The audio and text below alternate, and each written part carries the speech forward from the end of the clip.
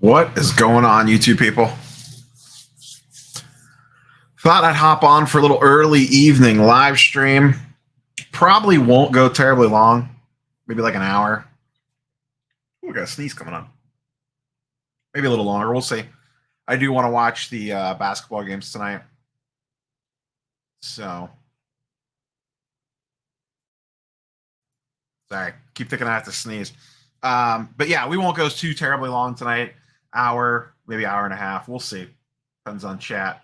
But I do want to watch the Hawks and the Hornets. And I guess I kind of want to watch the Pelicans and the Spurs. I don't really know how much I care about that game, to be honest. Way too early. What's up, Charles? Hey, man, NBA fake playoff games are on tonight, so I gotta, gotta pop on early to get that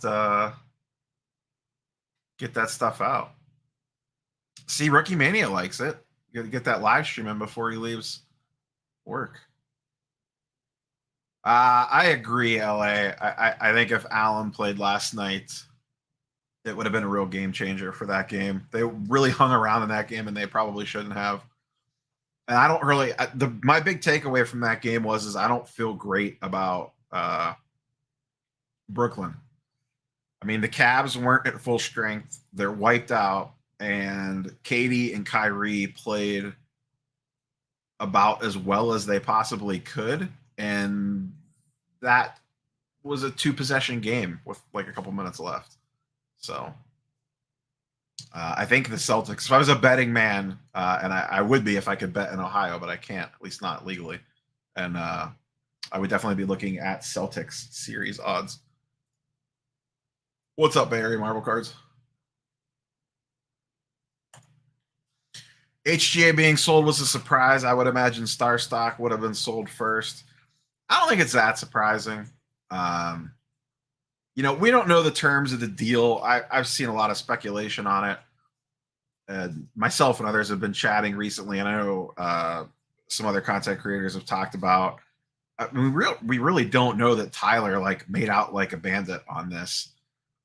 People are assuming that he walked away with piles of money, and I don't know that we know that that's the case. I don't think that company was doing very well financially. If you looked at because I was doing that checking of the backlog. I've been tracking the backlog for a while on that spreadsheet. And the other thing that I was looking at was the number of orders they had incoming per week. And I would check on Sundays because their clock resets on Mondays. And they would usually only have 800 or 900 orders in a week. So that's not great for a larger grading, air quotes, larger grading company. So. Hey, man, I'll be listening at work, so can't dip in. All right. It's all right. It's all good. What's up, TD? Thanks, Bravos. I'm here for charts and stuff. No charts and stuff during live streams, typically.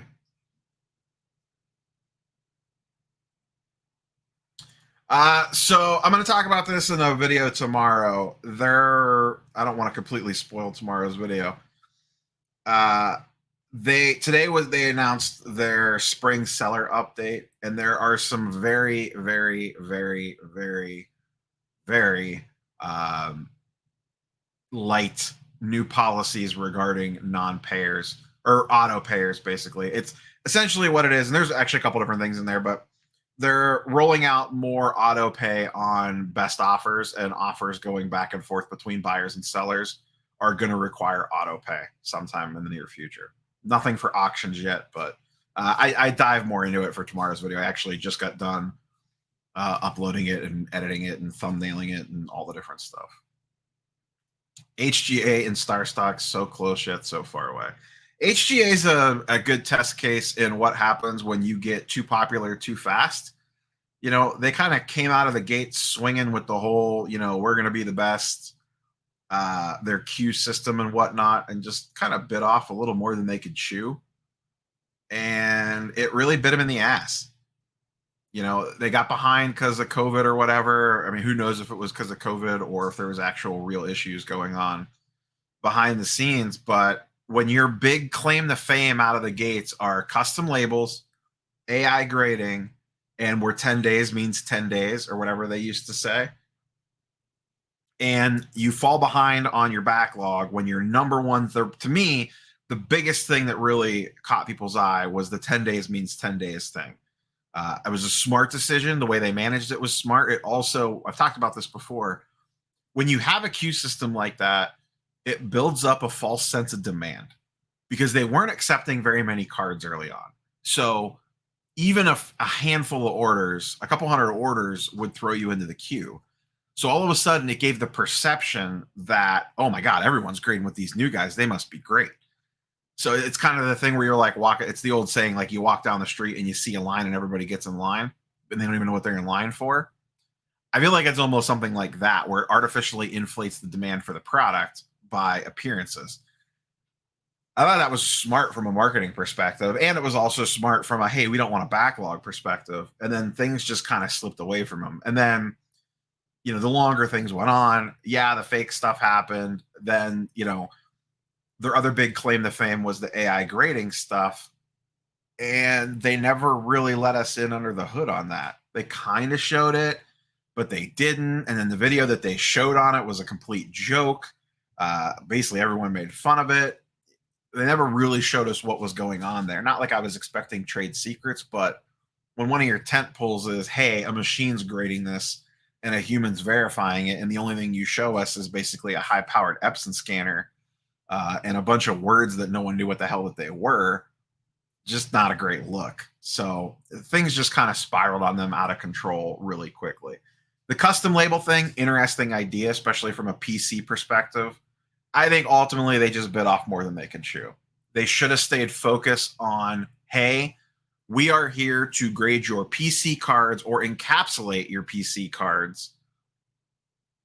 And that's what we're here to do. We're going to give you a cool custom matched label, a secondary market value you don't care about, we don't care about because you're grading this for PC. Here's a cool color match. Here's a cool whatever. Turnaround times are going to be this or whatever. And instead they tried to eat the whole pie at once rather than just taking a slice. And it really blew up in their face. There'll be, you know, you could write a college paper about how all this kind of played out.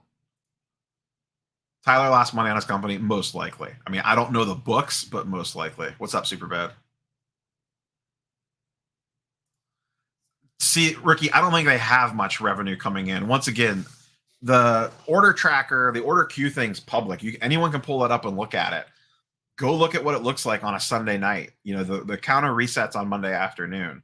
They have 3,500 slots per week. They're not even filling a third of those. So that's not that. When they clear, the problem is going to be when they clear their backlog, because they have revenue sitting there now in piles of cards to grade.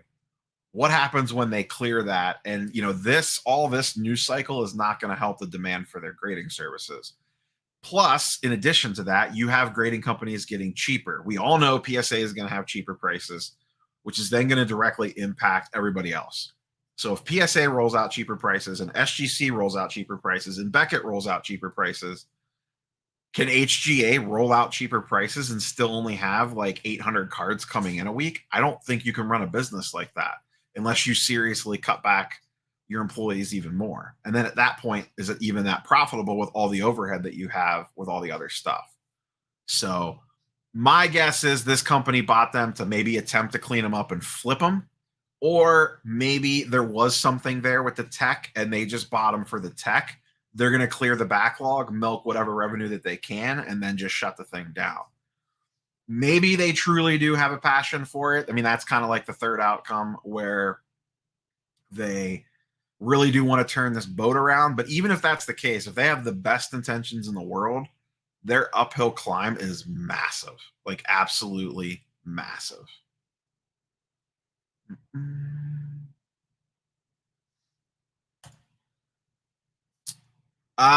It's still a little too early for baseball stuff. Baseball's such a slow developing sport.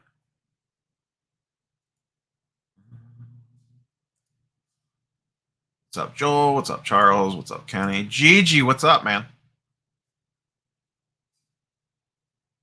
Merle World, what's going on, buddy? Are you sending more cards to PSA this week? I did get in another PSA submission. I have 20 cards. I have 2 weeks to use them. I don't know what I'm sending yet, if anything, or I might just still have a couple there. Oh, you have cards at HGA? I did not realize that, Merle, that you had cards at HGA. The Cleveland baseball team has turned things around the last couple days.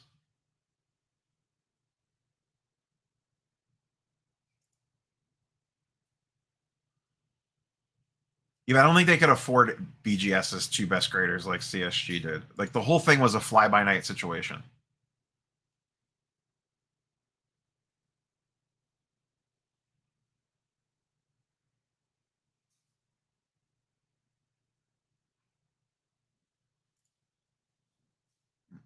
Sorry, just playing catch up on chat since I was kind of, I don't want to say ranting there, but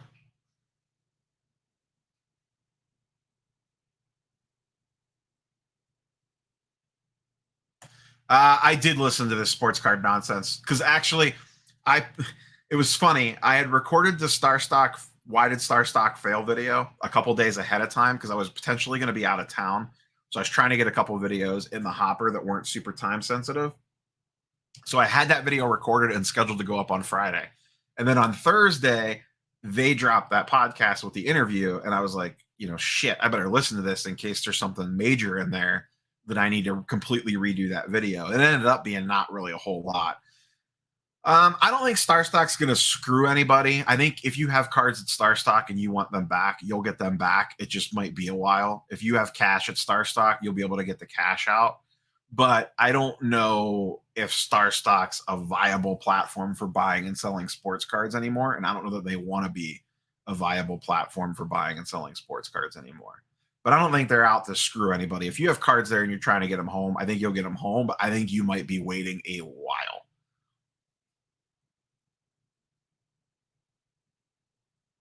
Yeah, I one of my favorite pastimes, Merle, is the IG comments on their weekly updates. Because, like I said, I was kind of tracking the backlog on a spreadsheet every week when they would do those IG posts, and reading through the comments was always funny in regards to people being like, "You're not 60 days behind. My orders are 120 days behind. What the hell are you talking about?"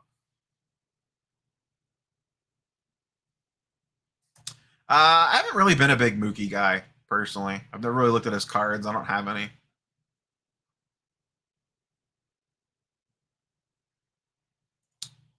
Yeah, that is a little bit of a hole in the industry for booklets.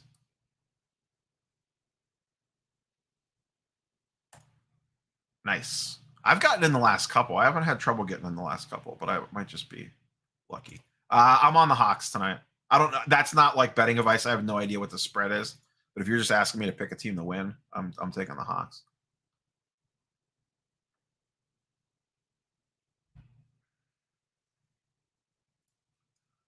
No, you don't have to use them all, but whatever you don't use disappears. So if you have 20 slots and you only use 10, the other 10 just disappear. But you don't have to use all 20. My last order, I only sent 10.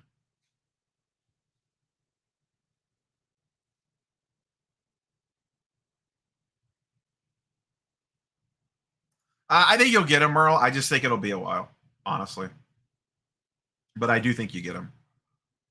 Starstock was great. The platform at its peak was some of the most fun I've had in this whole flip game thing or whatever. Like Starstock was a really smart platform. That was just another company that I feel like lost focus and Starstock got unlucky two ways. They got unlucky because PSA shut down. And I think that was going to be a big part of the platform, the whole buy raw on there to submit to grade. And then the market tanking also did not help them at all, which, a lot of people could have seen that coming. A lot of people didn't, whatever. But that also really hurt them. And then they didn't help themselves when things started going sideways. I feel like they lost focus. Instead of improving the platform with buying and selling tools, they went down the breaking route, which was probably for them more of like a cash grab. It was probably easier to try to spin up a breaking business on the side and make revenue off that versus doing major software overhauls on the back end. So Cavs chances on Friday.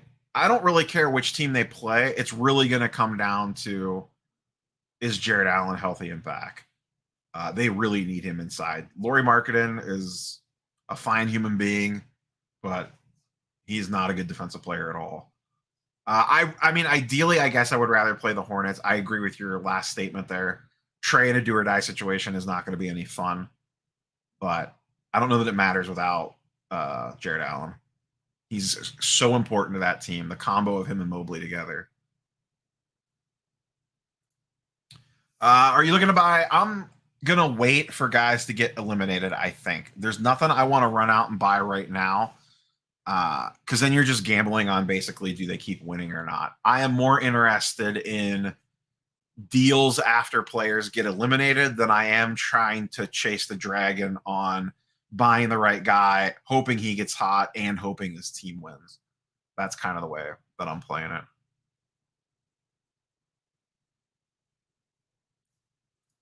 That seems to check out, Eric. I wouldn't be surprised by that. They're supposed to clear the backlog by midsummer, mid to late summer. So it would make sense that they would lower prices a little bit before that.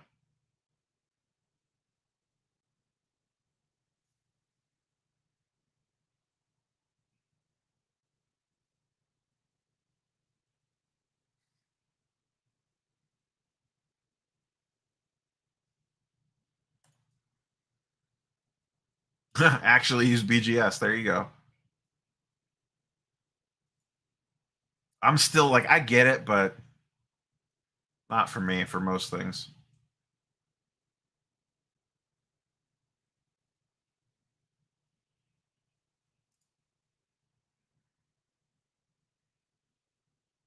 People created 5 to 10 accounts. They got $20 incentives on every account, then took their fees out of that money they gave away, not real revenue. Oh, interesting.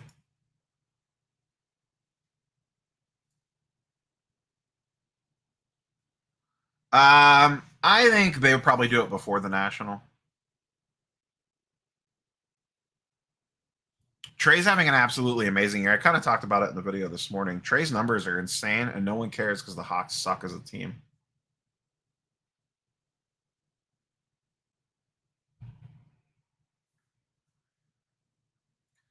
Is this the first time LeBron missed the playoffs?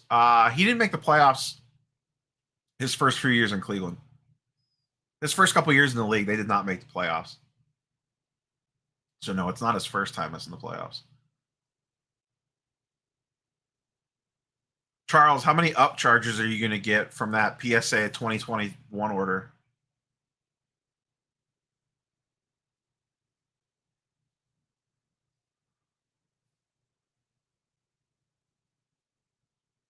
I got to imagine there's a lot of random PNGs in there.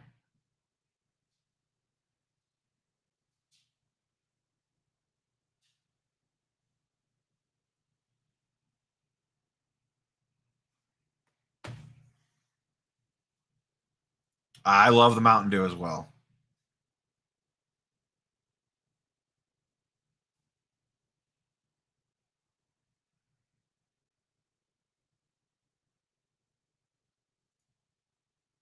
Yeah, but people game the BGS system the other way too. You know, if a card has a really bad, say, centering at a 9, that would clearly get like a PSA 9, but everything else looks good, they'll send it to Beckett to try to squeeze out a 9.5. So you can work that system both ways.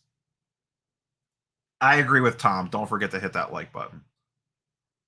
I hope not. There's 13 PMGs in it at what, like $12 a card? You're screwed, buddy. Uh, you know what? I think you're right, Rookie Mania.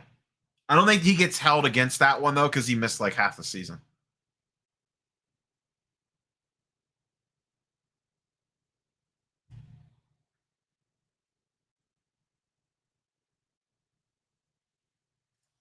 What was the update that you got, Sports Card Times?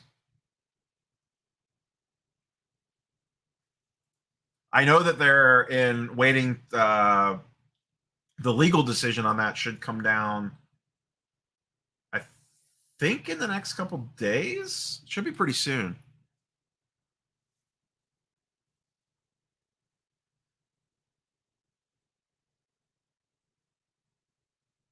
I know that stuff was tied up in court, and that kind of slowed down the process a little bit. But PSA wants to send the cards back, but the court put an order in that said that they weren't allowed to send it.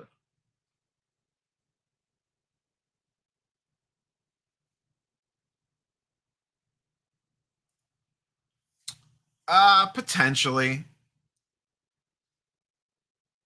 I think if they were going to buy one, I think if they were going to really go hard in the grading, most likely they would just partner with CSG because of the Blackstone connections. What's up, Cards and Comics?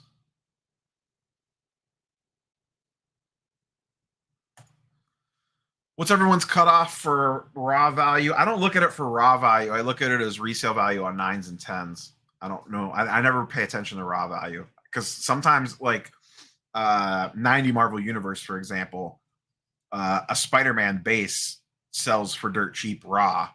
In a 10, it sells for an astronomical amount. In a 9, you're lucky to make your money back. So raw value really doesn't matter.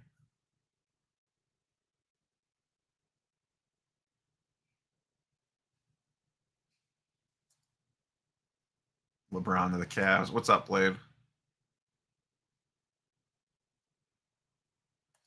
The Card Boss. Yeah, that Magneto. So what he's talking about here, there was a Magneto Jim Lee auto from 92 X-Men on eBay that ended last night. And I was thinking about bidding on it because I've always really wanted one of the Jim Lee embossed autos with the stamp on it from that set.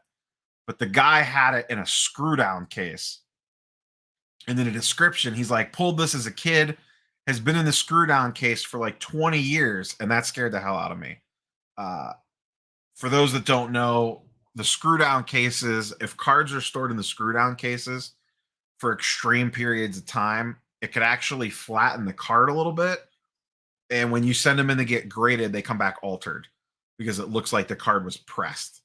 So if you ever see cards in screw down cases, especially older cards, like 86 Fleer Jordans are known for this. People pulled them and they put them in a screw down case back in the day. And then they get them and send them in for grading and they come back altered because they got pressed from being in the screw down if they screwed the screws too tight. It was like almost a $1,500 card, and I just wasn't willing to go to the mat for it with the screw down case. Scared the shit out of me.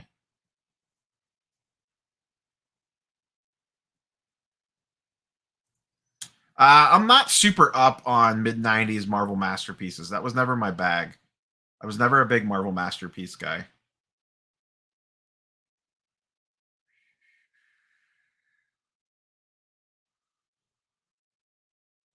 Yeah, I know there's a lot of nice stuff out there. I just don't know much about it. Like I said, I like WWE as a kid. I don't know shit about the cards other than the fact, the Prism stuff seems a little nonsensical at the moment. But I mean, it could be a rising tide lifts all boats. If the WWE Prism thing truly ignites the WWE market, then eventually it's going to trickle down to the other stuff if it hasn't yet.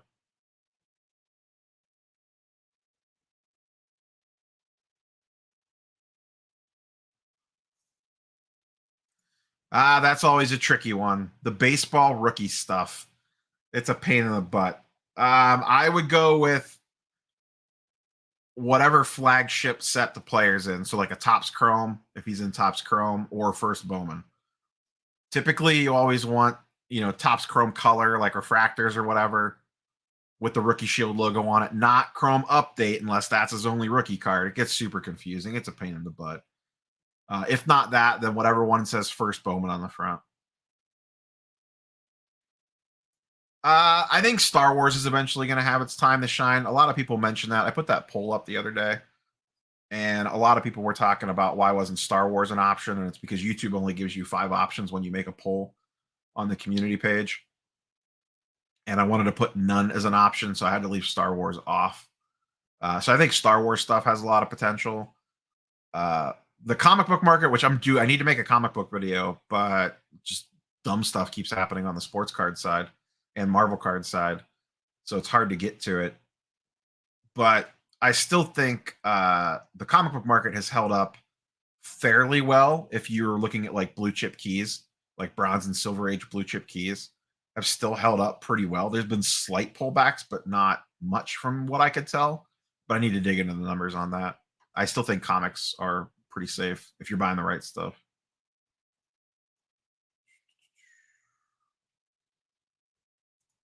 It can't hurt, Scott. You know how much it helps. I don't know. I know they're talking about bringing in like millions and millions of people,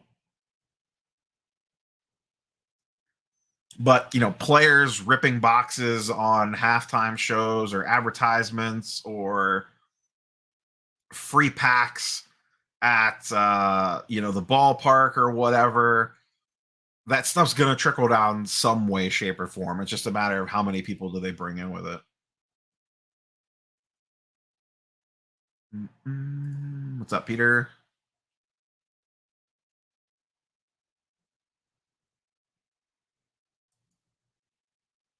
Yeah, WrestleMania seemed like it did really well. I watched some highlights from it, just like YouTube clips or whatever. Nothing super crazy. I didn't like watch the whole 2 days worth or anything. I do like that it's 2 days now. Sorry, I'm just checking some eBay auctions. There's a few items ending tonight that I may want to bid on. Making sure I'm not missing anything.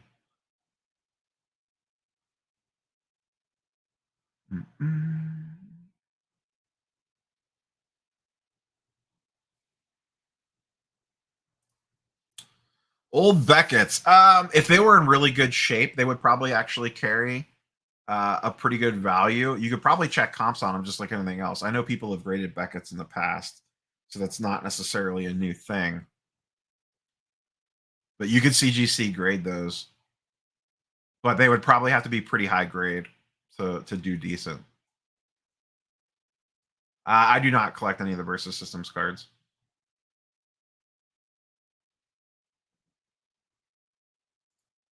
You mean Cleveland baseball team, Mercer?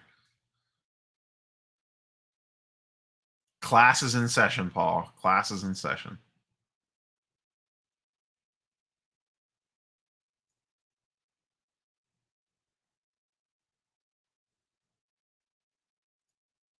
Star Wars and F1 might get in similar trends. A lot of people going at the same time. Lots of deals, price swings. People just exit suddenly. Yeah, the waves or those windows close fast sometimes on some of these smaller markets.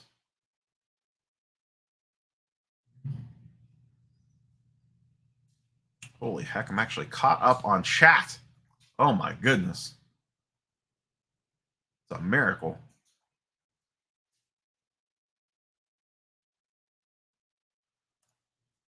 I mean, I think Stanley autos are always worth hanging on to.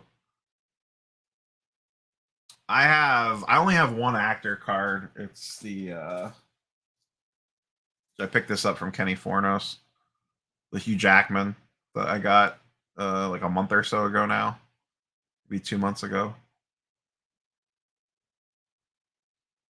I've been looking for I wouldn't mind getting Elizabeth Olsen, but they don't come up for auction very often, and the bins are pretty high on it. And I've been looking at a lot of Star Wars auto stuff.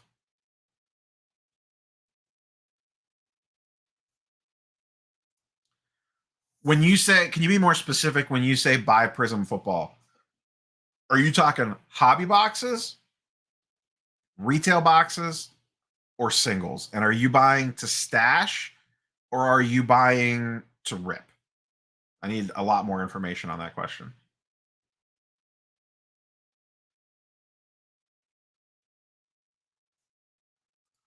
Casting will play a pretty major role, at least initially. Whether that trickles in the Marvel cards yet or not, I don't know. Obviously, it has massive effects on the comic book markets. Do I only collect graded comics for investment purposes? Yes. I have a raw comic collection, but it's all stuff from when I was a kid, and it's all beat to hell.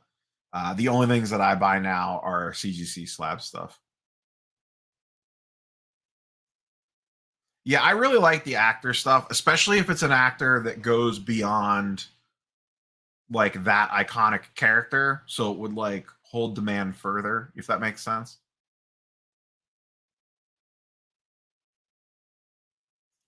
Singles, no, don't buy singles right away. Wait, you should never buy singles on release unless it's something super rare that's never going to pop up again. Oh man, wrestling during the Monday Night Wars. Now you're speaking my language. I don't know shit about wrestling now, but Oh man. Attitude Era WWF. That was my jam.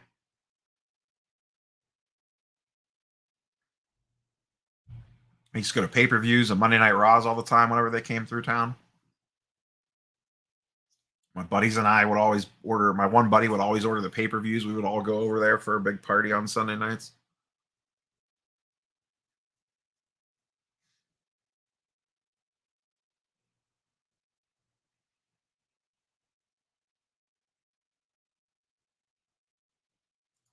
Did this just happen? I haven't seen this yet. Can someone link this to me?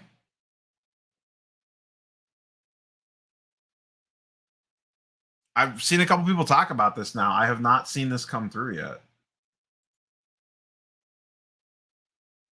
Okay, Paul Lesko just, so this just happened.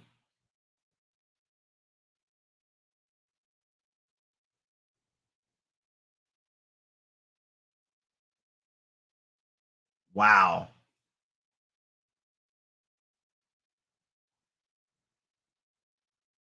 Sorry, I'm just reading.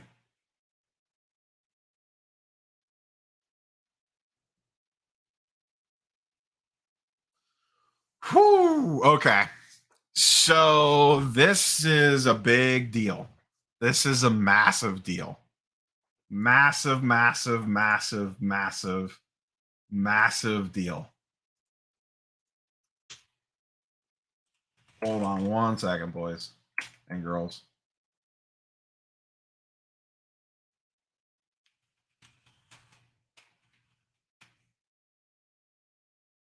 Okay, well, I guess I got to re-record a video for tomorrow. Well, I don't got to make a video. I'm on a video. Hold on a second. All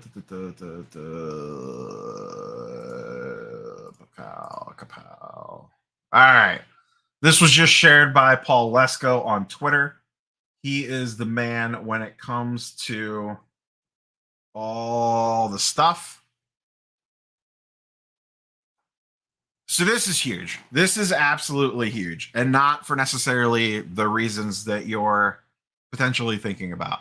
So let me kind of catch everyone up here for a little bit. So this is the Marx Cards situation where people sent cards through Marx Cards. Marx Cards submitted them to PSA. He was a group submitter, but he spent everybody's money. PSA came calling for the bill to be due. He didn't have the money. He went bankrupt. PSA had the cards in their possession. PSA was actively working on returning the cards to people. They wanted to send these cards back. I believe PSA was even going to grade them at no cost. They were going to eat the cost on most of this. Could be wrong on that part, but I know PSA was going to eat a lot of money on this one and a lot of man hours to send these back. They were in chat. I see you flying, but let me get through this. So PSA was actively working to send these cards back. The bankruptcy court, the judge, came out and basically just said, this has been pending for a while, and this has huge implications. Said, you're not allowed to send those back yet. Let's see. Bankruptcy court denied PSA's request for authority to implement a process to return the cards to the rightful owners and suggested the PSA file a separate request. We asked for you to continue paying, blah, blah, blah, blah. Okay. So this, it's going to be weird here because they have to file a separate request. So it's not saying this isn't 100% done yet, but if this continues down this path where they are not allowed to return these cards, it sets, and I am no lawyer, so please do not take legal advice here. It has massive implications for who actually owns your cards when you send them through a third party, because this would now set the precedent that if a group subber went bankrupt and they had your cards in their possession, they are not your cards, which means that they could potentially be, I believe, once again, not a lawyer, not legal advice, could be talking out of my ass here, could potentially lead to you not getting your cards back in different situations. I don't know that's exactly what's going to happen here yet. We'll probably need to see how this all flushes out. It sounds like there's another ruling to come, but the fact that this got held up like this is slippery slope times. So essentially, any group submitter, if something happened to them, could end up in the same boat. And if PSA files separately and their request gets denied again, that's where it gets into real scary town, because now precedent is set. There's legal precedent set that people will point to and say, hey, here it was determined that those cards didn't belong to the people that sent them in. They were in possession of a third party. That person, air quotes, owned those cards. So now they become assets of that person, which in a bankruptcy case would be sold off to pay for their debt. That's not exactly what's happening here yet. We don't know that yet. We don't know that that's what's going to happen, but there's a path that this goes down where it gets super crazy.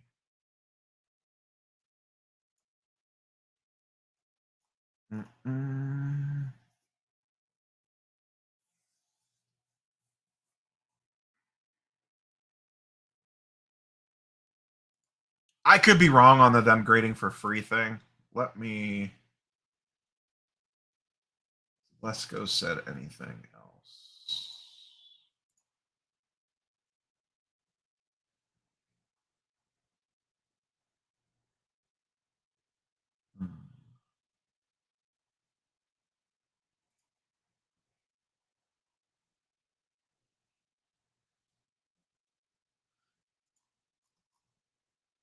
Yeah, so that,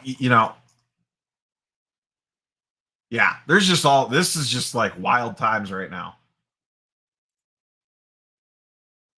Wild times right now. We don't know. That is so. I'm just scrolling Twitter right now, and some people are in Lesko's mentions about what does this mean for vaulting services, and basically it says you better read the fine print.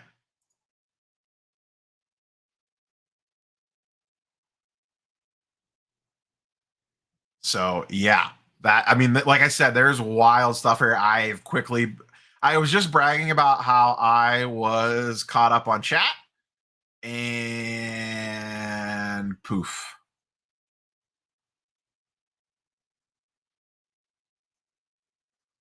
I'll record something clean for it, Bravos. I'll probably just wait and let this play out for the night, and then record a second video for tomorrow morning.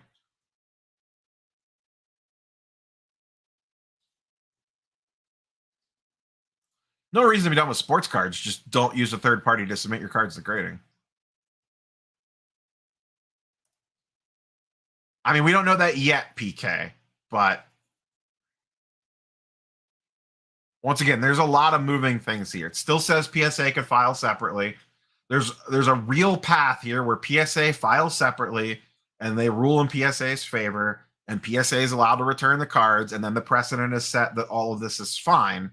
But in the meantime, we're in scary town right now. So nothing is set in stone, but this does, once again, you better be reading fine print on vaulting services.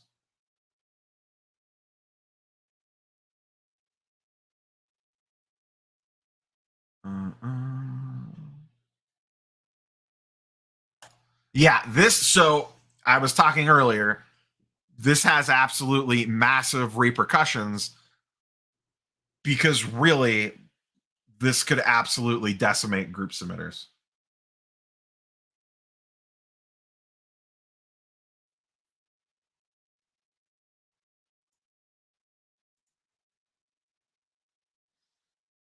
Sorry, there's like a billion things going on right now all of a sudden.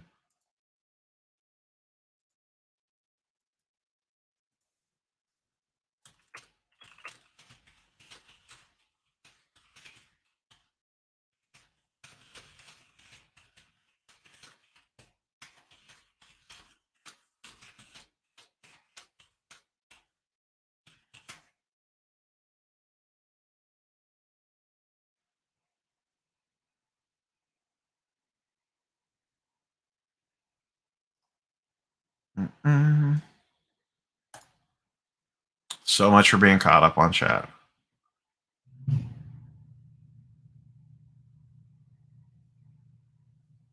All in on the brothel business.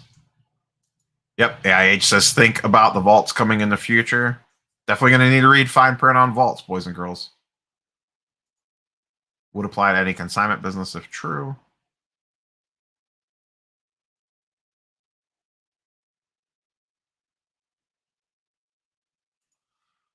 It was stated in the court that if PSA were to grade the cards, then that could make them more valuable, which would increase the assets of Mart in bankruptcy. Read the court. Is this true, Jim, in Florida? Sorry, I'm once again way behind on chat.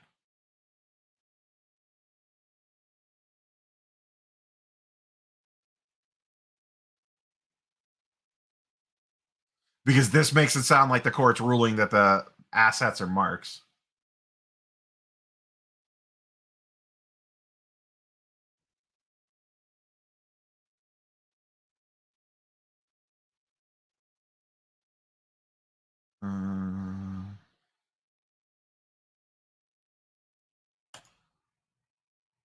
I am sure this is covered in fine print somewhere, Gareth, that no one ever really cared about until today.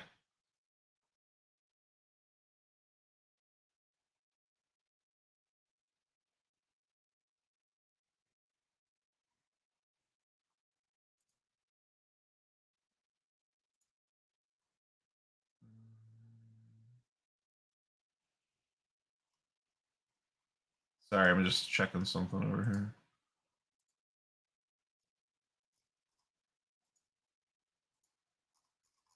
Just looking to see if Lesko tweeted anything else yet.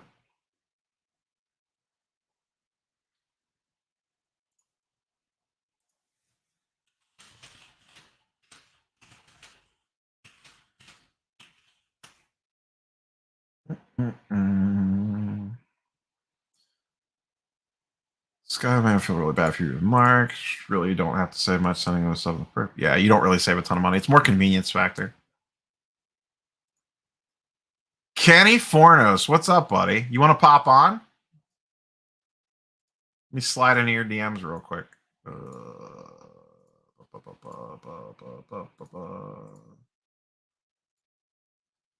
gonna talk to you in a hot minute. Still around.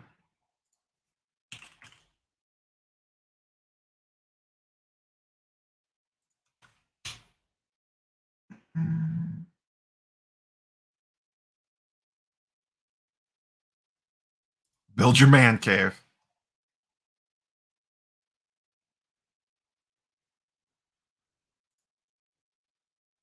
Let me pull this back up since we're talking about it.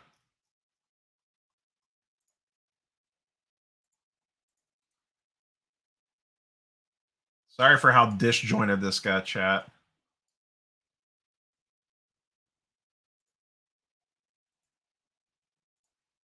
It's gonna keep this on the screen since we're actively talking about it.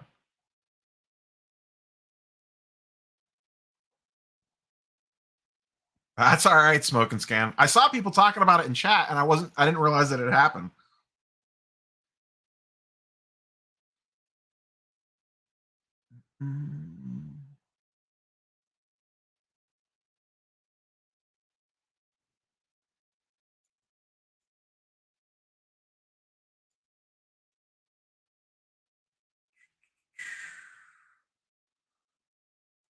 Is PSA better than SGC? Man, I feel like that's bait on a hook right there.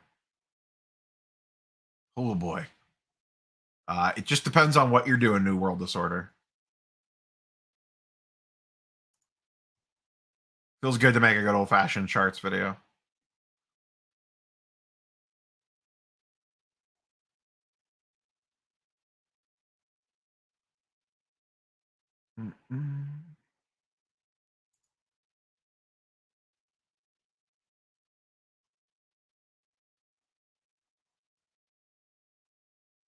Some 101 cards. Fanatic's mouth is watering.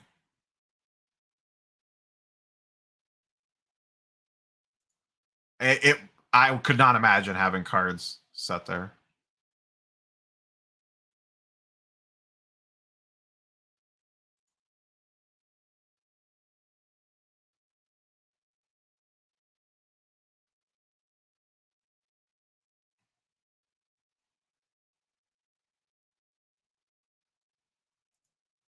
Bankruptcy courts deny the action. PSA jurisdiction to make that sort of decision.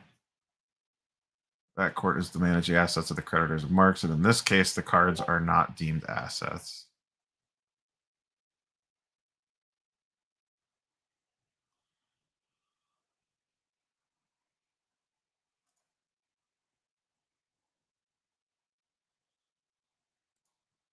I don't know how that works in regards to with the grading company.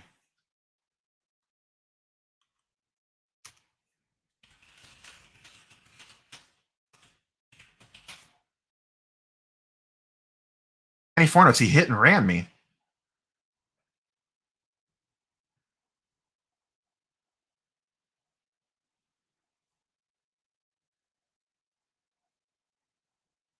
Yeah, this isn't like the end of the world yet. There's a lot of stuff that we don't know yet, and I think we all need to be clear on that before we all play the jump to conclusions game here. I mean, once again, there's paths here where everything is perfectly fine, nothing changes, everything goes on status quo. But there is a path here where things go sideways in a hurry, and all of a sudden we're down the rabbit hole. We don't know where that's going to lead us yet. So let's not run the overreaction meter a little too hot here.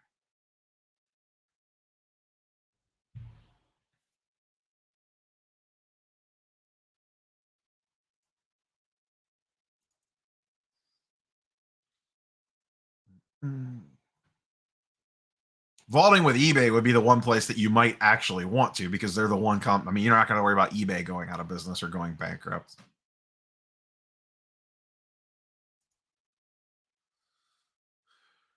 Jim in Florida, do you have a link to the ruling, like the actual ruling where that's stated? Yeah, exactly. Cards and comics. Does a creditor come? People like a creditor just wants their stuff paid for. They don't really care. So they're going to come in and be like, hey, those are his assets. Sell those bitches off. We want our cash, whether it's right, wrong, or indifferent.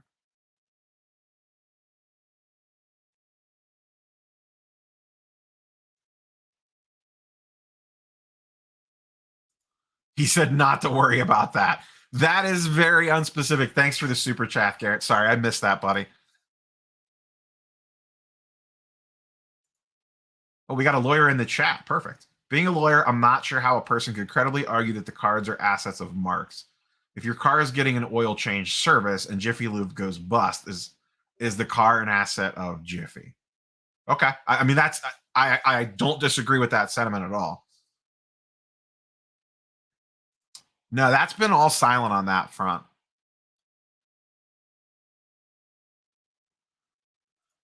Marx had an estimated 50 some thousand cards, I think, go through.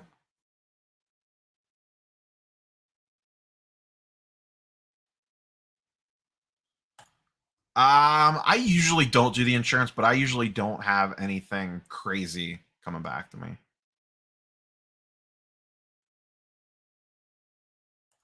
Like each person individually, oh man, that would be a mess.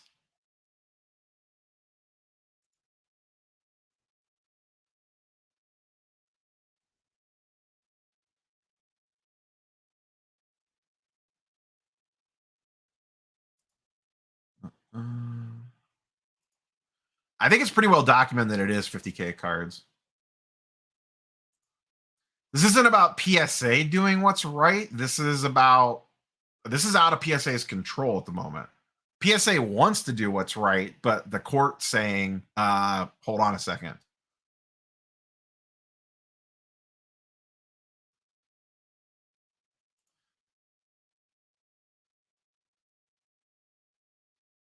So Jay, why do you think it would be that the court would rule this ruling out and tell them to hold their horses on sending them back? Is that just like dot your I's and cross your T's first type situation?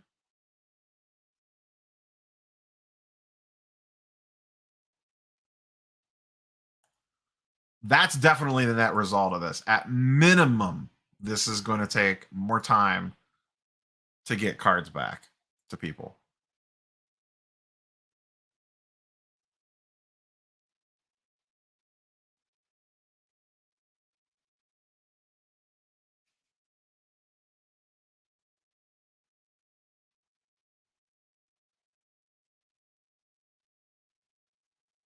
Yeah, this is a bad take, Adrian. I don't really know. Not sure I agree with this one. Quick short story on assets. Assets are acquired for value. Marx paid no value. Good luck, creditors. They can argue whatever they want to delay and burn money for settlement value. And to your point, though, they can argue and delay whatever they want. But in the meantime, everyone's cards are held up. Because I would assume, Jay, and please correct me if I'm wrong, that while all that nonsense is going on, those cards aren't going anywhere. So those cards are going to be stuck in PSA's vault while this whole situation plays out. Court wants to hear further arguments. That's kind of what I figured.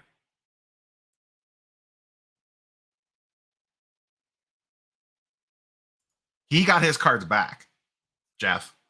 That was the whole thing with Ryan and at Card Collector 2.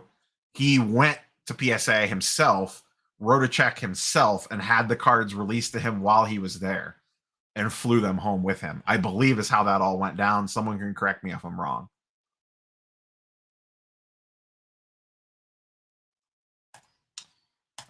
Toy Story Cards and Collectibles says, when I have a tenant that doesn't pay the rent and we take possession after a court order, anything in that house is now our asset. Their friend is not coming to get their stuff out later. I could also see that as a counterpoint to what Jay was talking about earlier.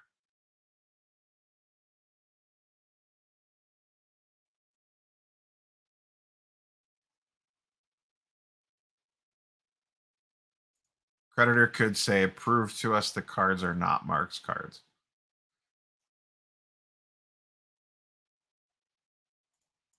Court doesn't care about the card's value. The cards are parked at PSA. Yeah, I think this is ultimately, I agree with what Jay and Card Boss are, but who the hell knows? When you have one judge making a ruling, who the hell knows where things could go? Regardless, this makes it sound like it's going to be a hot minute before cards get released. Jay, it sounds like you have some knowledge on this, but how is this different than a bank going bankrupt? FDIC insurance only covers 100K. Anything after that, I could potentially lose.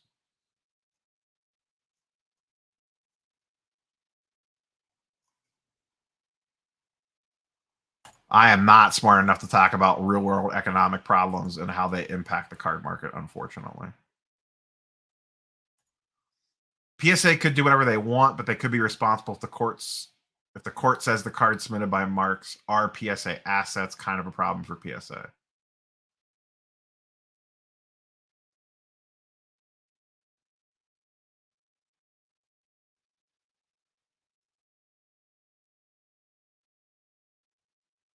Cards are going to be locked up for years.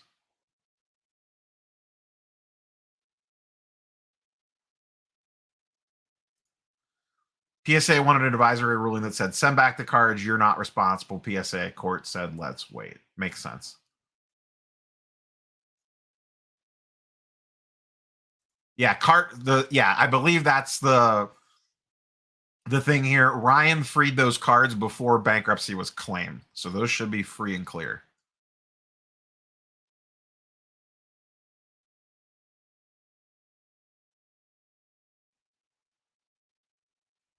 They're not going to sue Ryan because Ryan doesn't have cards there anymore.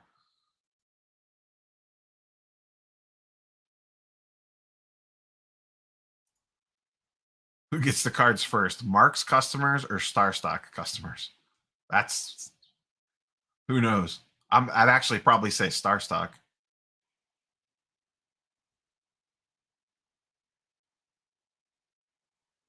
Is Spider-Man Metal sold out already? You can't find it anywhere. All I see is boxes on eBay for $800. As of right now, it is. They keep slowly releasing shit here and there.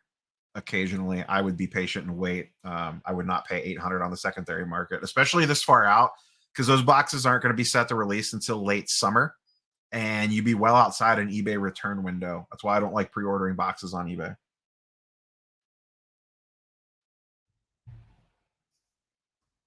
Are you good, Mr. Backstage? Okay. We have one special guest. It's not Kenny Fornos. It's very disappointing. Sports Cards Anonymous. You son of a bitch. I'm going to get you demonetized on this video for that comment. It's still live. They're barely monetized anyways. Yeah. I'm going to take all $3 of those dollars away from you. This is wild news, man. I was trying to catch up on chat a little bit. So, the Hawks are playing the Hornets. What else is anything else going on in the wonderful world? HGA My Astros are playing right now. Bottom of the top of the 10th. I think they're going to win. Charles says, let's talk Pokemon. Let's go, Charles. What's up, Charles? So I don't know how much you've been watching the last 15 or 20 minutes, but I have Jay in the chat, who is an actual lawyer, who's dropping some legalese on us, which is nice. Did you catch any of that? Or yeah, I was watching. I was looking at Jay stuff, and my non-lawyer degree having tail. I thought, hey, what's up, Bradley? I kind of agree with what Jay says. Basically, the courts don't care about this. It's just everything's got to get settled, and it's going to be a while. Yeah, that's kind of my take on it as well. Is I think eventually everyone's going to get their cards back, but good luck when. Yeah, it's going to be a while. Chat, I saw some people in chat too saying they have cards in, man. I'm sorry, man. That sucks. And funny enough, today, I shit on HGA, I guess. That's what people say I did anyway. But I said, we can't be dealing with unprofessional people in the hobby. There's so much money and we all have so much invested in this. We want to deal only with professionals. And, you had just mentioned it, Ryan, CC2, he had to learn the hard way. I can't be dealing with these people. And I saw, can you confirm this? I read this somewhere and I was trying to find details on it. Actually, I heard this from MTG Lion. I don't know if you know him or not, but MTG Lion said that who was a lawyer. He reported that Marx Cards paid $70,000 in salary per month. Yeah, I did hear that, and I believe that is confirmed because it was in court documents. Oh, okay. Yeah, I couldn't confirm it because I actually wanted to do a video on that. Just because at first I was saying it's not a scam. But when I heard that, 100% it's a scam. They straight up stole people's money. I mean, that's theft. This is ridiculous. Yeah, for sure. So, there's a billion things to talk about here, but it's so hard because we really don't know anything yet. Like I kind of said earlier, there's a path here where everything is fine, but unfortunately, if you have cards through Marx, you're definitely not getting them back sooner rather than later. It's going to be a hot minute. So there's one path where eventually they get their cards back. There's no big deal here. But there's at least the potential now for this other path for shit to go way sideways with this stuff. If this ruling comes down a certain way now, and just the fact that it's been delayed is going to add some extra level of stress to all this. If it goes the bad way, is that game over for group submitters? Or how much, how do you, if this goes that way, once again, we do not know that it's going to go that way. We don't know ramifications of this. Neither Dakota and I are law experts. But if it heads that direction, what do you think the fallout there is? Now that I got all the disclaimers out of the way. Yeah. Full disclaimer. I don't know shit about shit. But I don't think that, again, going back to the professional versus unprofessional, I don't think PSA is going to allow all these customers to just get boned. It's not going to happen. It's so bad for them publicly. Now, if the court says those cards belong to Marx, which I really don't know how they could do because the customers should have, they should have receipts saying that they don't belong to Marx. But if whatever, we go down that scenario, they're going to do something.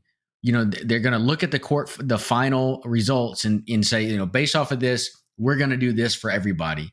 And it's going to be because if PSA is a creditor to Marx, if that's the case here, then they're going to say, okay, you're awarded $200,000 or something. And PSA is just going to say, we're going to do $6 a card or whatever it, comes out to be, whatever that looks like.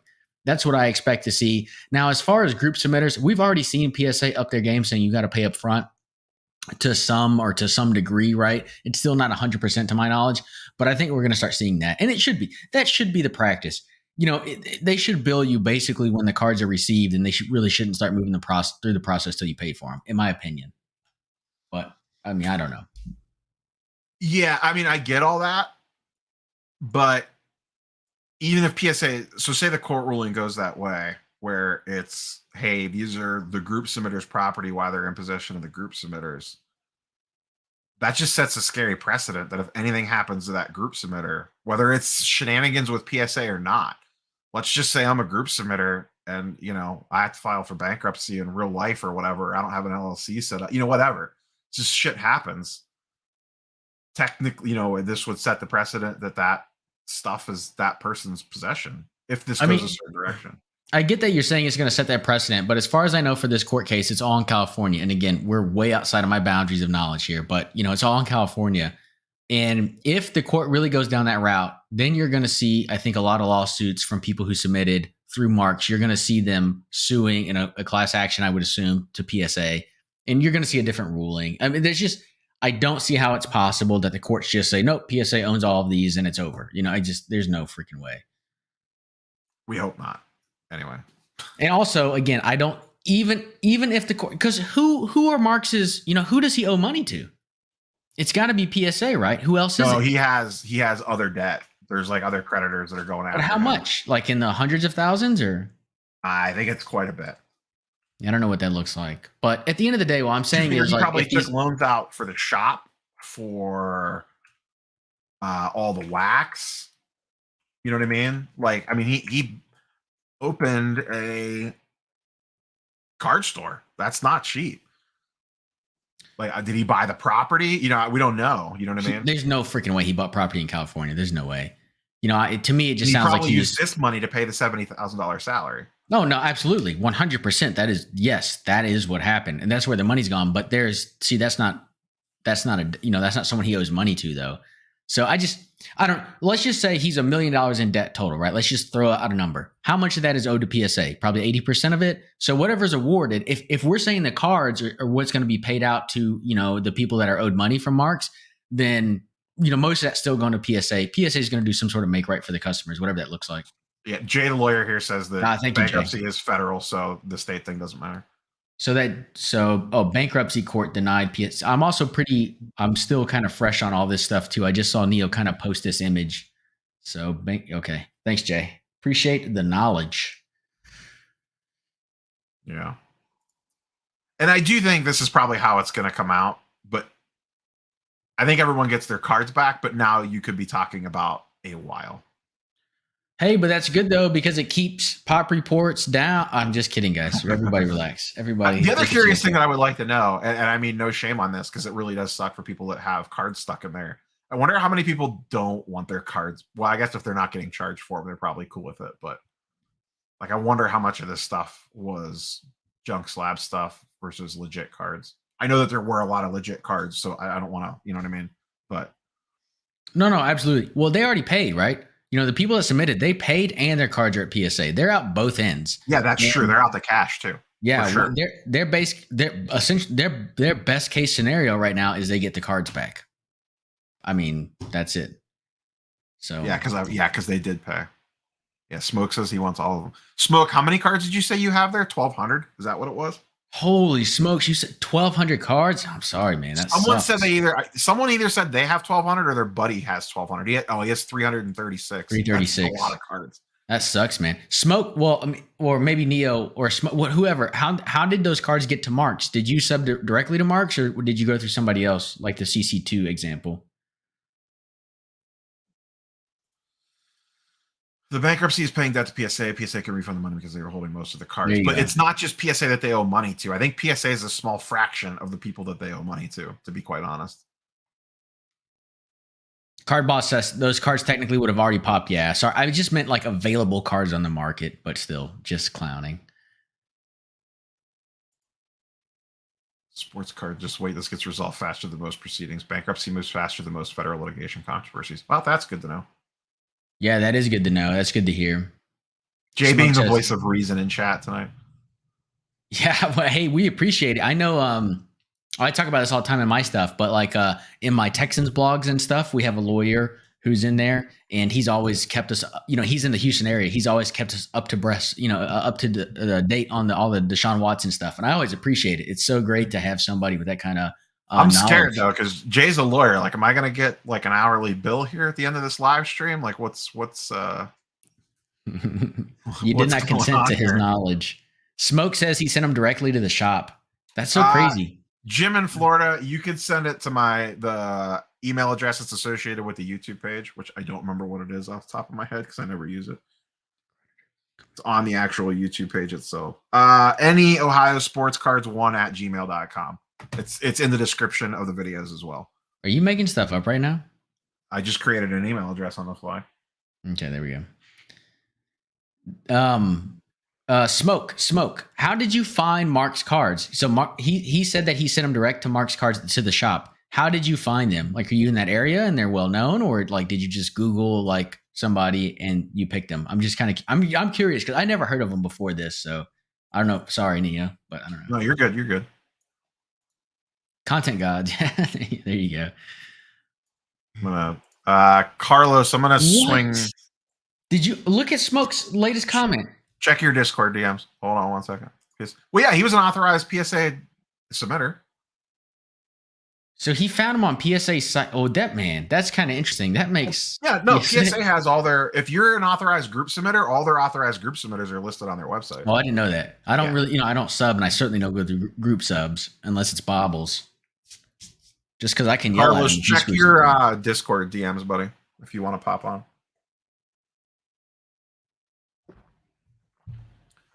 No cost, just an opinion. I'm a lawyer, not providing legal advice at all. Don't act on anything I say. None of you are clients.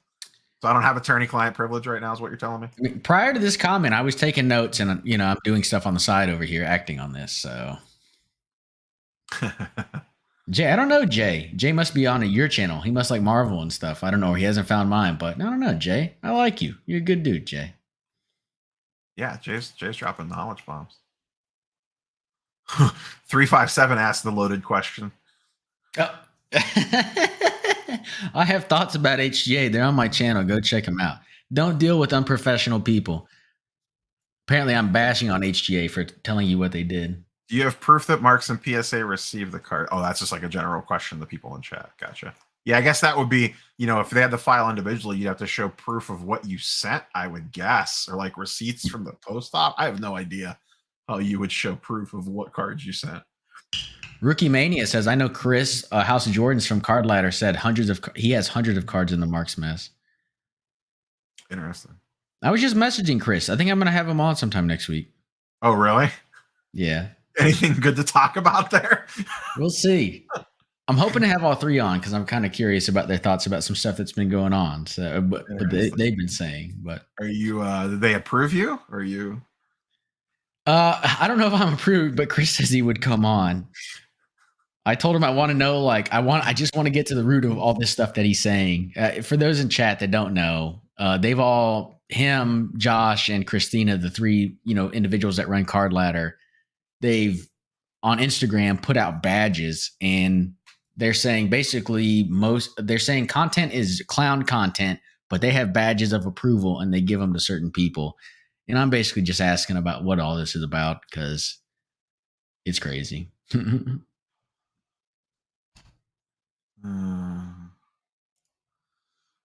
That shop couldn't have cost more than $100K to set up if it was tiny and he rented.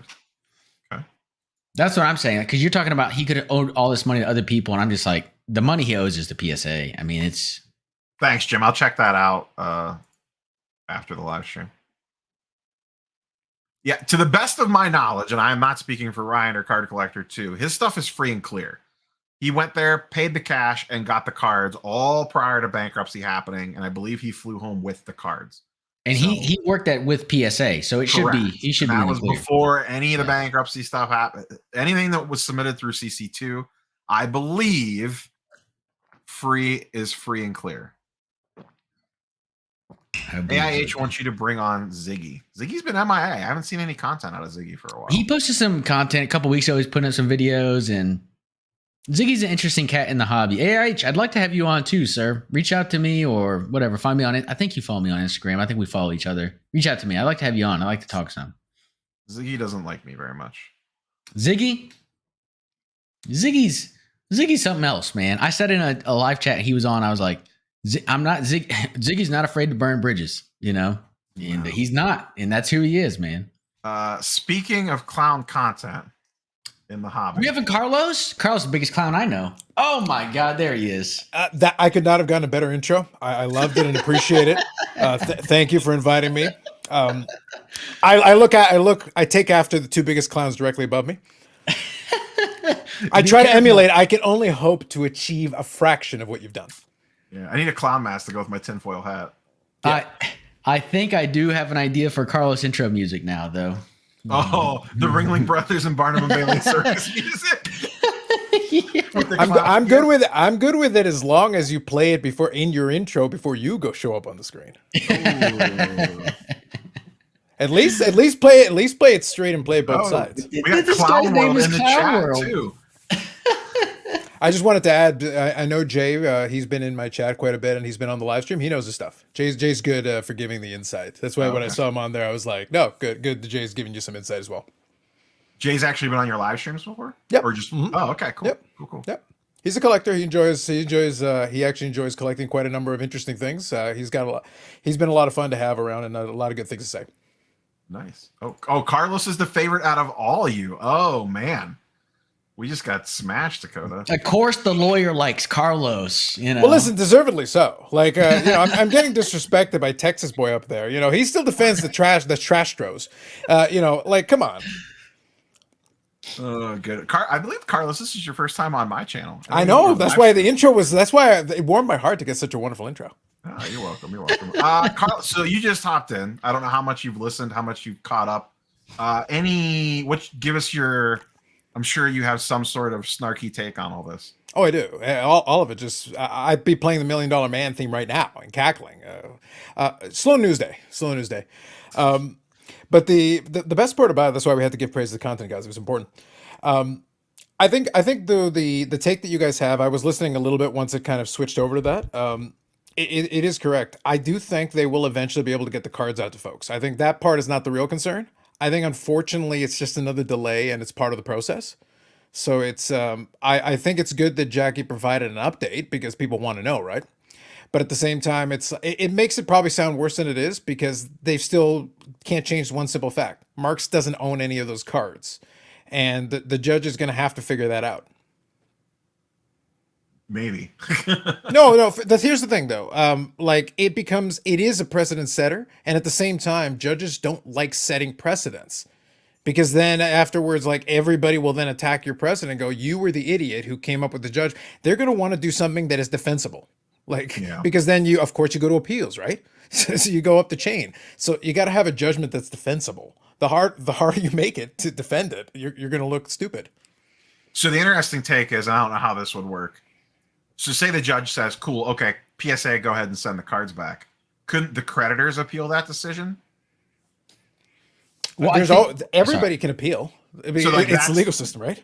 I think now that this can of whether, and I agree with you, I do think people get their cards back at some point in time, but I feel like just this email alone, the fact that this ruling even happened, opens the can of worms for this taking a very long time. I mean, Jay said that usually this stuff moves kind of quick, but still, I could see if they rule in PSA's I should say rule. If they say PSA can return the cards, I could see a creditor coming along and going, wait a second, and appeal that decision, and then potentially adding more time to all this.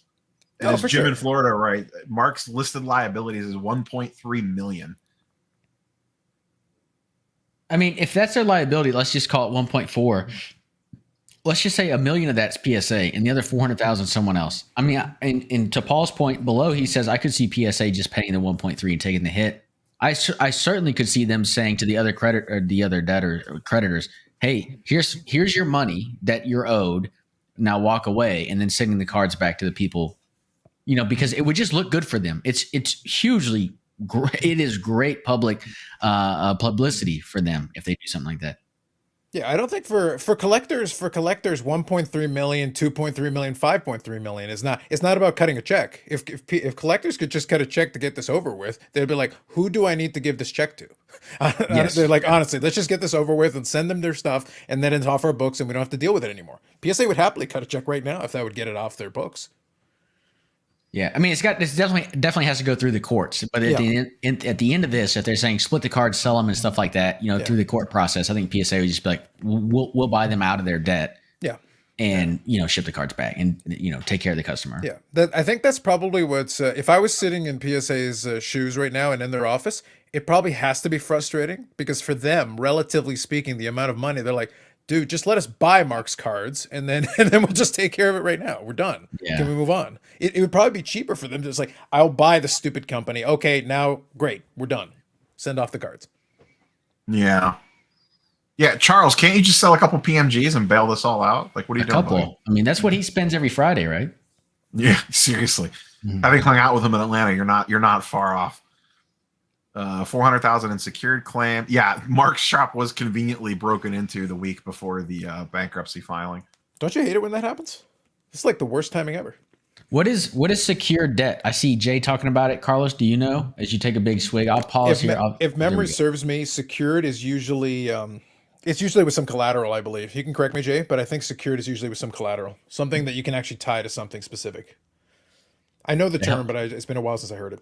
What the hell does that mean? So basically, you've got debt. So imagine you've only got your house, and you decide to borrow 10 million. You can't secure all of that. So there's a multiple where you're borrowing more than you're worth, basically.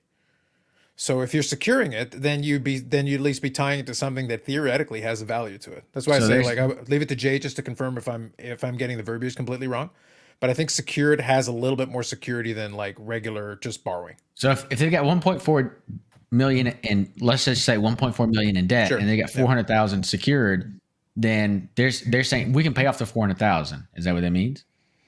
That's what I mean. Like, I think that's one form of the verbiage that I've heard. I could be completely off kilter on that. Charles says the secured debt must be paid back. That's what Charles is saying. Like a college loan or taxes. No, you can definitely get rid of a college loan. Secured creditors get paid first if any money becomes available. Okay, gotcha. Yeah. Okay, that sounds right. That makes sense. Yeah, that sounds right. Priority. Okay. Yeah, they'd be like bondholders. So if a company goes out of business, like bondholders would be the first ones that would get their mony. So, I mean, I guess this is an interesting question. Is there not precedent already somewhere in the long lines of all this where an intermediary is declared bankruptcy? I am sure that there probably is, but Now you're getting into case law though, because what happens is somebody will look for a precedent in like a different industry, and then they'll be like, but it's not exactly the same, and that's where they argue the nitty-gritty of the case law. That's where if you are a lawyer, that's where you make your money, because it's like, yeah, it's sort of like that, but this other one completely contradicts it. It's like, but that also has nothing to do with this. That's cattle ranchers. Because like Toy Story Cards and Collectibles, he comments on a lot of the videos and in his live streams. Like he mentioned earlier that he is sounds like he's a landlord. So he was talking about how if someone doesn't pay and they get removed, any assets remaining inside the apartment is theirs, essentially. Like if they get booted out, you know what I mean? To sell off to help pay back the rent. Yeah, I'm just scanning through here, just looking at some of these comments as well. I mean, it sounds like, they're saying secure. Is Trae Young based PSA 10. They're saying secure. It's backed by an asset. Well, because you talked about a house, but I mean, from what I can tell, it's like, they have a cash register and they took out a loan for the cash register and it's backed by the cash register. So they own the cash register back to whoever they owe money to. Yeah, it means there's something. It means there's something actually tied to it that you can claim. Yeah, Marvel guy dropping. Yeah, secured debt is secured by something such as real estate. This is very scholarly work by all. I mean, chat's really doing legwork here. We're just, I was appreciating that Wes got in the hashtag scholarship. That's very important. Probably bought a car with that cash. He probably bought a plane ticket to a non-extradition treaty country. If he'd been quicker about it, he probably would have gone away with it too if it wasn't for those meddling kids. There's a ton of precedent in this situation. Marx is a service provider. That's what PSA says. Creditors say for some reason, no, we own the cards via possession. Silly, but arguable. Everything's arguable for a lawyer because that's how they make their cash, as Carlos said earlier. Yep. That's the job. If it wasn't for the hours, I would love to have been a lawyer. Like Storage Wars. You put in the hours anyway. You should have just been a card lawyer. You wouldn't have made any money. But right now, I was going to say, there wasn't any money in being a card lawyer up until the last couple of years. The question of the hour: how much secured debt does HGA have? They probably own a Trae Young card. How much is that worth now? It's all in horizontal slabs. Yeah, but it's like Trae Young Chronicles cards because no one actually sent legit cards there. Well, you know what? HGA, I mean, look, we don't know the details. And I know, Neo, you had mentioned they've been bought. But I mean, To me, this company, this AI company, looks like they were investors and they just said, "All right, enough of your nonsense," and just bought Tyler out. That's what it looks like to me. Yeah, Or they flexed however much ownership they had of the company and said, "Stop it." You're I was going to done. say, if Tyler owed enough money, it could be like, yes, we will buy you out. What does that mean? That means we won't charge you. Go away. Yeah, exactly. Yeah, exactly. We I won't send actually you a don't think bill. they gave him any money. I think they just moved him aside. I mean, we don't know. That's Yeah. also speculation. Yeah, I think they offered not to give him a bill. And they said, if you leave right now, we won't send you a bill. I either have a lot of pop-up lawyers, either a lot of legit lawyers in chat, or a lot of people stayed at a Holiday Inn Express last night. We're all full of the references today. We're all full of the references. Seriously. Just bankruptcy petition does list every name of every person that has cards at PSA. Yeah. Yeah, it's Charles's point. When did everyone become lawyers? Scooby-Doo references. Yep. Those meddling kids. I'm learning fast from everybody except Dakota. I'm not pretending to be Kenny Fornes. teaching. I don't know either. We're all aspiring to someday earn a badge of influencer honor. So it's tough to come by. Yeah, Jay says being a lawyer is no fun. Non-sports cards, that's fun. Yeah, Jay's big time into the non-sports. That's his category. Ah, okay. So that's why he likes my channel and not yours. Dakota's like, I've never seen this name before. He must like. Yeah, I have a Mark Twain card. That's not sports. There we go. But the reason Jay and I get along is because I'm like, no, I accept you. I expect you. You can come out and talk about the non-sporty things. Go for it. I don't allow it. It's not allowed on my channel. When Neo starts talking about Marvel and everyone falls asleep, you know? I said, all right, that's enough. It's better than you leaving me my own devices and you just walk away. Oh my See God. how that goes. If I'm sitting on the screen, he'll talk about Marvel. Let me walk away for 3 seconds and he's just like, doesn't talk to Chad at all. Neo, come on, entertain the people. That's what we're here for. We're court jesters after all, right? I was going to say, are you not entertained? Do you have any? I don't know that I've heard you publicly speak any hot takes on the HGA shenanigans, Carlos. Do you want to take a swing at that, Pinata? Because I was genuinely trying to figure out, like, what possible thing could I say that wouldn't just be so obviously on brand. I was like, I've already taken shots at HGA just because I was like, they're not legitimate. They were. I've had so much fun making. I think I did a live stream when they did that AI reveal video. Literally, I did a live stream where we played back the video. I was like, I need to mock this horrific thing. I remember playing it for Dakota on his. I don't remember if you were live with me or if I was live with you, Dakota, when that came out. We watched it together. You hadn't seen it yet, and I played it for you. I was on your channel. I'm pretty sure. Yeah. My favorite thing was still, I forget if it was the first video or the second video. I feel like it was the first video. Might have been the second video.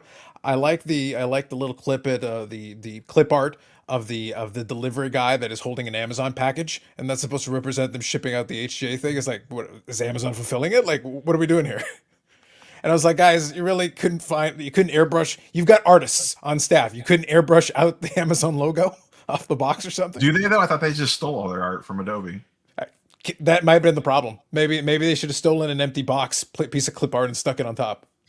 I remember that. They're like, here's like, what was it? It was like, here's our like marketing. I don't remember what it was, but they're like, basically, here's the marketing department. And it was like 3 empty desks. That I thought was the most professional part. Is those desks look pretty nice. Like they were fine. Yeah. The ones that looked like the cheap chairs was not so great. Their best labels were the ones that they stole from Adobe. It was a Tua label. It was gorgeous. Yeah. I'll give you a quick HGA story, Neo. Go for it. I had Tim from Slabstrong was on the live stream. We were just hanging out because that's usually what happens. One of these guys will come in. I'll let them talk about their product for a bit, and then it's like, all right, we're just gonna BS about the hobby now. So Tim was on there, and he had actually visited the HGA headquarters at one point. And it's on the live stream. He gave the story, and there were some more entertaining details that were left out of the live stream. But the part that I can share with you that was on the live stream as well is that he went there and he thought he was going to meet with Tyler. And what happened was apparently Tyler either forgot or he didn't. Tyler was at home. So he went to visit the office and they're like, "Why are you here?" And he's like, "I was going to visit Tyler. I'm supposed to be meeting Tyler." And they're like, yeah, you're supposed to meet Tyler and he's not there. That's weird. Yeah, that's all. Unusual. So the HGA in a nutshell. That's all I'll say. Yeah. It's like without incriminating too much, but like literally, it's like you're supposedly invited a guy to come and have a meeting with you, and you're not even there. What does that tell you? Who would have thought something like that would ever happen, right, Dakota? Yeah, who would have ever known something like that would happen? Yeah, You and should it's have had like them on your. You should have had them on your channel at one point in time. I should have. I still haven't. Whatever. All I those still haven't said this conversation publicly. series that you did, they would have been like Tyler would have been a perfect guest for that. Yeah, it's almost like I invited them sometime and they no-showed me 3 times or something. It's almost like What? that happened. No. Yeah, it's crazy. but you know what I'm the not thing saying it is? happened, but it's just it's I almost don't like think that this happened. is true. Jared says the HGA dude mostly got set up for life. I don't would think be so. surprised. I don't think so. I think he did. I think he walked away with some debt. I don't think that was a moneymaker, especially towards the end. I would think that money was hemorrhaging out. Like I said, I wouldn't be shocked if the conversation was like, not super mean spirited, but at the same time, it's like, look, you're done here. Go home. I do agree. Just from the wording, I really do think like these guys had ownership in the company already, and maybe more than Tyler, and they said enough. Yeah. You know. But basically, they politely asked him to get the fuck out. And then he's like, okay, then exit stage right. Tom says he's in debt collection, and you can. This C is supposed to be C's just about anything as far as assets, bankruptcies, loans, loan marriages, relatives. Skip trace. I sell subscription services to use it. Yeah. All I was gonna say though is that when it came to that, is that we can joke about it and all the like weird absentee the stories with Tyler and everything, but that's indicative of how you're gonna run your business. That's why I say like forget everything else. Without knowing anything else. If I hear from enough different people a similar type of story, and this is while HGA was still doing okay, while they were still running their thing, and this was already an issue. If that's the case, it's like, what are we defending here? That's why I find it very strange. It's like, guys, forget about everything else. It's not whether I like HGA or not. I stand by my belief. That's what I found so weird about my video today. I'm just like, my thumbnail says HGA was a sham. I used the word was on purpose. I talked about everything they've done in the last year, since they got started. Moving forward, it may be a completely different story. You've got new management. Hey, I'm down here to see, I reached out to them on Instagram and said, hey, well, would y'all want to come chat? But when we look back at the first year of HGA, it's not a good story. Yeah. Here's your clip for your Marx was a scam, Dakota. The 5 salaries. employees. Yeah, 4 of them. Yeah, I knew they were like, family members. And God, that's crazy. Blowouts. Loose found out that none of the HGA's IP petitions have been approved. I mean, that's not surprising. Oh, that's I would interesting. like to know what Tyler's I would like to looking know what IPs they think they have. A fancy label? AI. AI. We're working on YouTube AI here. It'll hopefully get a certification. Did you see the latest thing where in one of their recent posts, I think it was one of their last IG posts, they show a card and in the background they show like a screen and some light thing, like some little electronic contraption. And here it's like $150 telescope or microscope kit from Amazon. And people are like hashtag AI with like an Amazon listing that matches the exact thing that they have sitting on the desk. Well, I remember the only time they actually showed anything that was technology, it was like a monitor with like a high-res camera. And I was like, okay, so you got a camera and you got a high-res monitor. That's cool. That's all I ever saw, like related to technology. Yeah, I mean, Card Boss brings what we're talking about. Is there actually any value in whatever this mythical HGA tech is? I mean, maybe there's something behind the scenes that none of us ever saw. I don't really know, but well, I'll go on record right now. If they still have the monitor that I saw in that video, I'll give them like $100 for it. It looked pretty nice. I could use it in my setup. So like $100, guys. The company's worth at least $100. I'm willing to take the monitor if you still got it. Is that the monitor from when they did the AI video and it was a monitor on a desk with no wires going to it? I think there was one where they did like they were able to zoom in on a card. I don't know if they actually did one where they zoomed in on a card and actually showed it, and it was supposed to be their demonstration of their technology or something. That's the problem, is the two videos kind of bleed together. You got the one with the lady and you got the one that they kind of scrapped, the one they threw away. It does amaze me. I mean, this is to Dakota's point earlier, and I read the comments on his video today, how passionate people were about this company in such a short period of time. Yeah. I mean, he joked about it in his video. The defense force for HGA, they are definitely a vocal minority. That is for sure. Like, it's just amazing to me that I get people hate PSA or BGS, SGC, whatever, but there's 4 legitimate companies. You have PSA, BGS, SGC, and CSG.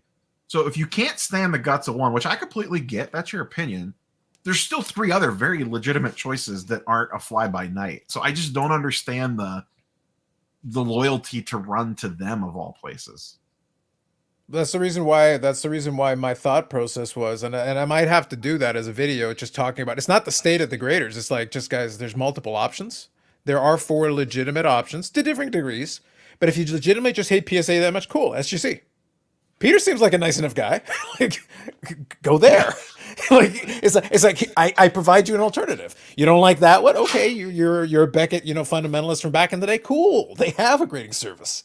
They say they're getting better. They're hoping to clear the backlog. Maybe that's an option for you. I like the CSG option. I think it's okay. Oh, he has one. You should have had that propped up next to you in your video today. Oh, I should have. I mean, honestly, the slab quality, kind of like CSG, is actually pretty good. Like the slab itself, honestly, pretty good. No complaints. The labels, I like the idea. I think it's a great idea. But that's my whole gripe with them is like they came out, they said we're AI, we're custom labels. The AI fell flat, no one gave a damn. But then the custom labels were awesome, and they just never improved on it, and it just got worse and worse. And that's what they needed to focus on was the labels. Yeah. Adrian says, what about only using 100 graders in the Department of Business? Why have collectors let that amount of people decide and influence card prices? I mean, I get it. 100 doesn't sound like a lot. I think you would be shocked to probably know what some of the other companies probably have for graders. I mean, we've been speculating, how many graders do we think SGC has? Probably less than 20. How many graders do we think CSG legitimately has? Like actual graders, not authenticators for the eBay side, like legit actual card graders. Probably not that many in the grand scheme of things. And I bet you Beckett doesn't have very many either. No, they don't really need that many. If PSA has 100, you can just scale back accordingly. Yeah, I would guess SGC has something like 20 or something. Would be, I mean, just off the cuff guess, I would guess 20. And like that doesn't bother me. Like, okay, I get it. You're running a business. That's how the shit works. Yeah, but I think people are like freaking out about like, oh my god, I can't believe PSA only has 100. I think if they were like, if SGC came out and was like, hey, we only have 15, I think people would be like, oh shit, like that's really not a lot of people. And they run through 4,000 cards a day. I don't think SG 357 has to have more than 20. Why would they? SGC's grading 100,000 cards a month. PSA is grading 1 million cards a month. Rough math, or like 900,000 or whatever it is. I mean, you back, like Carlos said, you backwards into those numbers real quick, and they really don't need more than 20. Yeah, that puts you at 10, Yeah. And I mean, yeah, I would be surprised. I wouldn't be surprised if they've got a little bit of carryover just so they don't have to run everybody all the time, so they can give somebody a day off. But I think and it's probably 20 and maybe like 12 are full time, and you got some guys that are maybe they're doing grading part of the time and they're doing other you know what I mean? Like, or to your point, I know what I feel like when I go through 20 cards for a submission. I couldn't imagine looking at cards for 8 hours a day like that. No. Well, one thing we don't really talk about, no one's talked about this in this discussion. When CSG, that's one thing that we have a little bit of insight into, right? They've got a head grader for vintage and a head grader for modern, right? I could certainly see where you've got 100 graders. Hey, anything 2018 Prism goes through this one guy, and he just knows that card. He knows whether it's Luca or Trey or whoever, he knows 2018 Prism, he or she. And they can just run, boom, boom, boom, boom, boom. They're experts. They probably look at, I mean, what's the math say, Neo? If they run it through 1,000 of these cards a day, I'm sure they have lanes and they have it, super optimized. I would be surprised if they didn't. Especially a company like PSA, where you're talking about, they probably have that thing. Yeah, specifically talking about PSA. Yeah, PSA specifically. Like, I mean, no slouch to SGC, but PSA just has a lot more money floating around. I have to imagine they have every optimizational tool and have probably done studies and have every trick in the book to make that thing as lean as humanly possible. So, I would think I would wager you they're in that process. I would bet people would be shocked if this is purely my guess. I would bet that people would be shocked. Probably when Nat and those guys came in, they're like, wait, how are you running this? And it probably felt like it was 1985 when they walked in. They're like, oh my God, we have some work to do. They haven't even read about the lean system or anything from Toyota yet. They didn't know anything. Yeah. That last Forbes article that came out, I mean, they talk a lot about like each individual bin is like Bluetooth tracked and GPS tracking, and they essentially know where every single card is out on the floor. I assume, to your point, Carlos, that is probably things that happened in the last 9 to 12 months. Yeah, but that's what I say. Like, I think people would be very shocked, considering that PSA started in 1991, and they probably never thought it would get to this stage. I use 1985 just for fun. It's like, it wouldn't shock me if he walked in and goes, guys, this is called an assembly line. We use this for the Model T Ford. We're going to start with this. There's probably one guy who's been carrying around a box since 1992. He goes, so can I put the box down? Yes, you can put the box down, Larry. You're 100% right. And, you know, people, again, just to go back to my video talking about professional versus unprofessional today, like people are like, oh, but PSA's treated people bad and Panini sucks. And I'm like, yeah, PSA's under new management and I support them. They've only done good things since they've been in. And yeah, Panini sucks. I agree. But hey, Fanatics looks pretty good. I'm excited for these people. There's a reason these companies, Fanatics and Nat Turner and his group, were able to move into this business, and they're viewing it as a much bigger business than we had in the past. The companies running the hobby over the last 30 years had a small vision. They were very narrow-minded, and what they were just looking at, how do we make the most money this year? But the companies coming in are looking at how do we make this a healthy ecosystem for everybody. Yeah. Modern Crime and Cards says he saw SGC's grading room was like 10 to 12 guys, and that's probably at max capacity is probably what's in there. Yeah. And they're probably pretty. And the thing is, considering, and I think he mentions they're younger guys, but I would argue considering their CEO is also a young guy. It wouldn't surprise me if he like, look, I want guys that are hungry. I want guys that are willing to learn and do that. And if they put in the time and learn to understand how to grade, as long as you've got a good trainer, a good teacher, you can make that work. It just depends on how good they are about their training. Yeah, and I'm sure, and I mean, you see this now, like to Dave's point here about autos and stuff. If you submit autos, even like lately, I've seen people talk about like, hey, I sent 20 cards PSA submission. There was an auto in there, and my sub is taking a lot longer. I have to imagine stuff like that. And I've mentioned this in videos before. I assume it takes a lot longer to grade to determine whether a card is an SGC or PSA 5 or 6 on an old vintage card versus a bull based prism. You know what I mean? Most people submitting ultra modern cards are assuming that card's probably going to get a 10, at worst case a 9. So you're looking for very minimal flaws. Vintage, I have a feeling probably does take longer, but I bet you it's still not as long as we all think that it takes. Yeah. Because to Dakota's point earlier, these guys are looking at these same cards over and over and over again, and they're probably extremely specialized.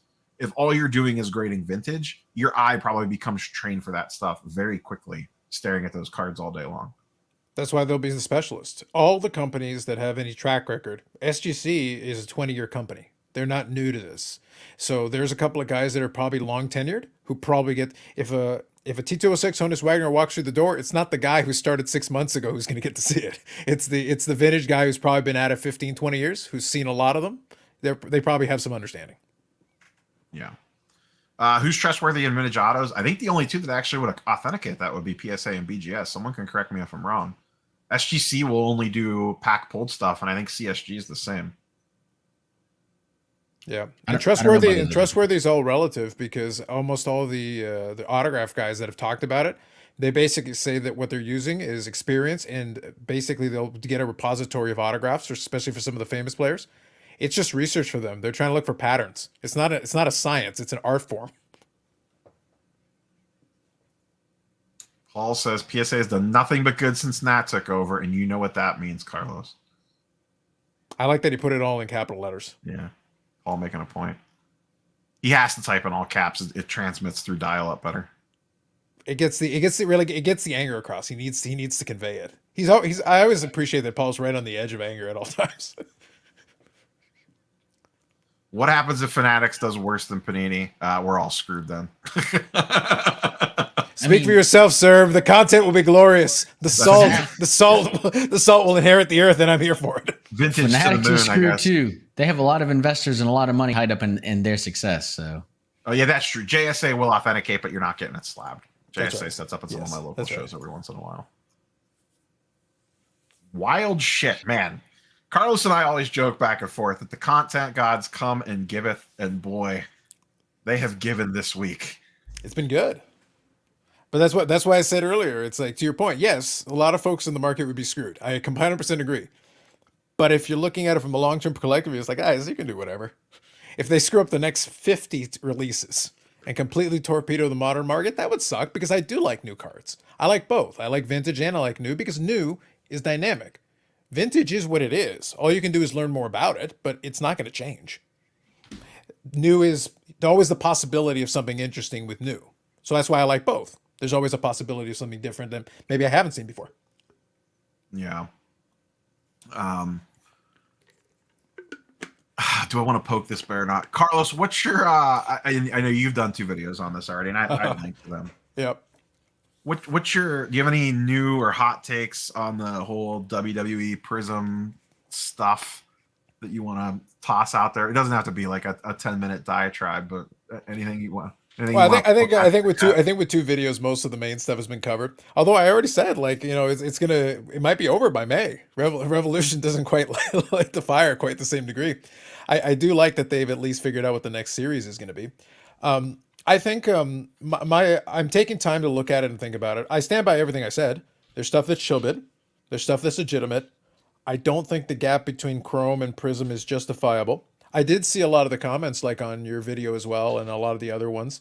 It was weird because I think a lot of folks, almost like the ACA thing, they felt like they needed to defend it. It's like, guys, I understand why the box prices went up, the hype, and I understand the checklist. I get all that. If you want to argue that's a good reason for the box to be worth more, okay, I'm with you. The checklist is better, especially for some of the legend autographs and stuff. That's cool. That's fair. I'm talking about singles. That's why I stuck to singles and I didn't talk about Hulk Hogan or The Rock or Stone Cold. I actually stuck to guys that are a tier 2 or 3 lower so that we could do apples to apples. I needed guys that were in both sets. That's the only way this comparison would work. So that's what I was trying to do. And I think what's going to happen is the Prism hype will stick for a while and then start coming down. And then I think there'll be some appreciation possibly. That's just theory that maybe some people realize actually some of this Chrome stuff is pretty good. So maybe that'll come up a little bit, not to the same degree, but I think they'll meet somewhere in the middle. I think Prism will have to come down, Chrome up a little bit compared to where it is today. And then they'll meet somewhere in the middle where the market settles and enough people have what they want. Yeah. I think long-term, the wax, like if you're talking hobby boxes, will probably maintain / creep up in value. I think that's kind of a no-brainer. Wax almost always wins. On the single side, the only thing I would probably want to be holding would be maybe some of the autos, and even that's questionable.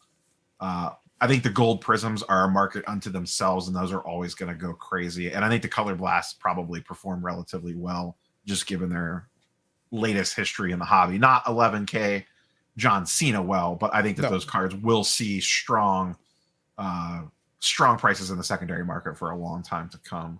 The only way we'll get 11,000, color blast John Cena is if Dakota turns heel, gives up on Red Grange, and suddenly decides to go all in on John Cena. That's the only hope we got. Dakota, how do you think Fanatics handles retail restocks? You think it's restocks is going to be interesting because I think we're going to see I think we're going to see more direct. I think we're going to see that available to people off of Fanatics' website.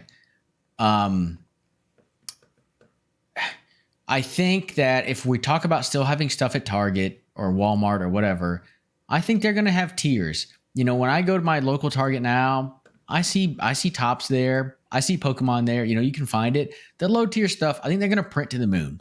I think a lot of people said that they won't have this ability. I guess maybe not with the card stock. I was going to say print on demand. They may not have that ability, but I think there's going to be stuff available there. But I think that what we're going to see is that we're going to see a shift to purchasing direct from Fanatics or Top. You know, it's going to be Topps, you know, under the Topps umbrella. I think we're going to see a lot more of that. I agree. Have you seen the way that they've been doing their drops nowadays? Like they did Mosaic football blasters, I think today, and you had 24 hours to essentially enter a lottery queue. And then at the end of the 24-hour counter, it basically spits out and says, cool, you made it, go buy them. Have you done any of that? Like on the, like that's how they're handling it right now for like the Fanatics exclusive, like mega boxes and stuff. You said Mosaic. Is that Panini? Yeah. Yeah. Like Fanatics has always had Panini exclusive, like the green ice parallels and stuff. Okay. Wait, what are you saying? Fanatics has had Panini parallels? Yeah. Fanatics has always sold Fanatics exclusive. Oh, you're talking about the Fanatics store. You're talking about the Fanatics store. Yeah, the right Fanatics store. Fanatics Yeah, online yeah. store. Oh, okay. I'm sorry. I thought you were talking about they were making the cards. Oh, Yeah, yeah. okay. No. That's the way that they're handling retail releases right now. I could definitely see that. And as years goes by, they're going to have more and more data. They're going to be able to print better and do that sort of. I could certainly see lottery queue systems as this all lotteries even better. Lottery systems as this all starts and as they have a better idea for what the volume and the data looks like. Year 2, year 3, you're going to see more and more like just buy on demand. They'll print to demand. Do you like the blind Dutch auction stuff, Dakota?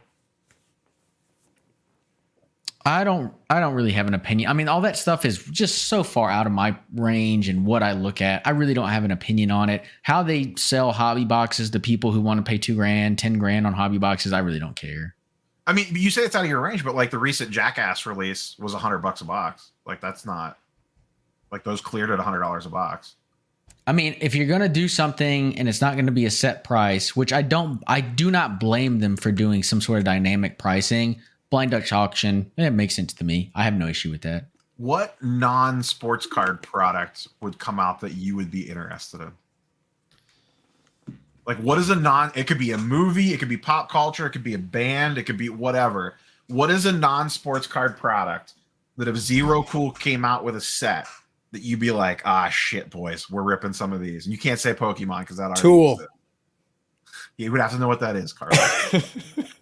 They really I like sports cards. I'm here for sports cards. Now I have some meme cards. I buy the occasional meme card. A little bit of Bernie Sanders love right there. I like buying memes. But I wouldn't buy a box of memes. Like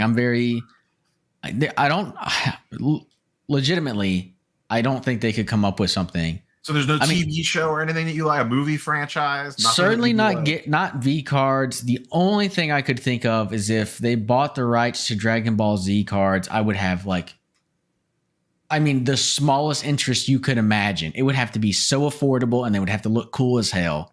But short of that, I just don't see it. Isn't there already a lot of cool looking Dragon Ball Z cards? Yeah, but I don't want to pay money for them. So I don't want to pay that. That's what I'm saying. Like they have to look super cool and they have to be like 25 cents. Like I like sports cards. I'm a sports cards guy. That's I used to know if there was some mythical product. Carlos, you don't touch non-sports at all, right? I would consider WWE to be non-sports. Well, other than that, I'm being kind there to the WWE as a sport thing. Hey, they're athletes, but it's not a sport. That's what I say. I don't consider it a sport when the outcome is predetermined. You know, so basically. Is there a Zero Cool release that could potentially speak to you? Oh, I think most of the TV shows and movies and stuff that I like wouldn't be worthy of that. I didn't think Jackass was going to be worthy of that, and here we sit. That's a fair point. By that low bar, sure, I guess. Just trying to think. Pop culture. No, I don't think so. I think there's some interesting stuff, but I'd be in the boat of like I wouldn't want to pay for it. There are different pop culture things that I enjoy, but if I like the TV show, I'll watch the TV show. If I like the movie, I'll watch the movie. I don't really need cards. That was always the issue that I had with a lot of the arguments for a lot of the different cards in these different genres. It's like I can enjoy that thing and still not want cards for it, and I'm a card collector, but it takes. I've already got money allocated here. So if I've got $100 to spend and I'm already spending $100 on these cards that I want for the sports stuff or WWE or AEW or whatever, I don't have $101. I can't, I'd have to take money out of the 100 in order to buy something else. Yeah. Do you have any, what is your thoughts on the blind Dutch auction stuff? Do you like it for let's say first off the line product, like the more, not everything, but the more exclusive stuff like that on the sports side? Lower print run, I think it's fair. I think it lets the manufacturer get more money for it because that's really what they want. I think they're trying to find the perfect mechanism to get more money out of it, because otherwise the secondary market gets all the money. So I understand why they would do it, and it does. And Josh Lieber's right about one thing: it does let the people that are making the bid decide what it's going to go for. They're not telling you. They're not saying it should be $1,000 or $500 or $100. You guys figure it out. But if everybody's willing to pay more, then it'll be higher. That's fair. What else can we poke the bear at? We had a heated debate. I don't know if you saw it or not. Myself, Dakota, and Steve about Prism versus Topps Chrome. Oh yes. Well, that made it into extra content. Dakota was able to repurpose that. He's learned. I encouraged him to. I was like, "You keep this up, you'll be a badge earning influencer in no time." Let me shout out to the comment section. Comments gave me the timestamps front and end of that conversation, and I just pulled it and made a video. I mean, y'all are amazing. So yeah, that's it. So are you on the smart take on my side with if they could acquire Prism, they'd be fools not to use it? Or do you think they should acquire it and just park it to the side and not touch it? I would be legitimately surprised if they acquired it. I would be legitimately surprised if they wouldn't cherry pick the products. And I don't think they'd care about being redundant. Because it's always possible that maybe Luber favors one over the other. and he does his own version of kind of what the market was doing with the Prism and Topps Chrome thing. He just decides which one he thinks is the better one, makes that the higher end brand, and makes the other one the cheaper chromium brand. Yeah. So maybe it becomes a battle again in that theoretical world. It becomes a battle between Optic, Chrome, and Prism, and he chooses 2 out of 3. And Optic might be the odd man out.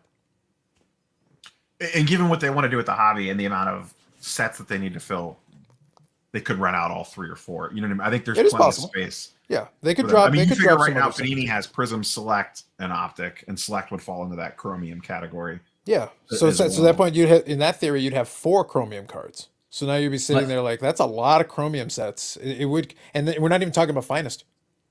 I don't think the issue is how many Chromium sets they have. I think it's a flagship product.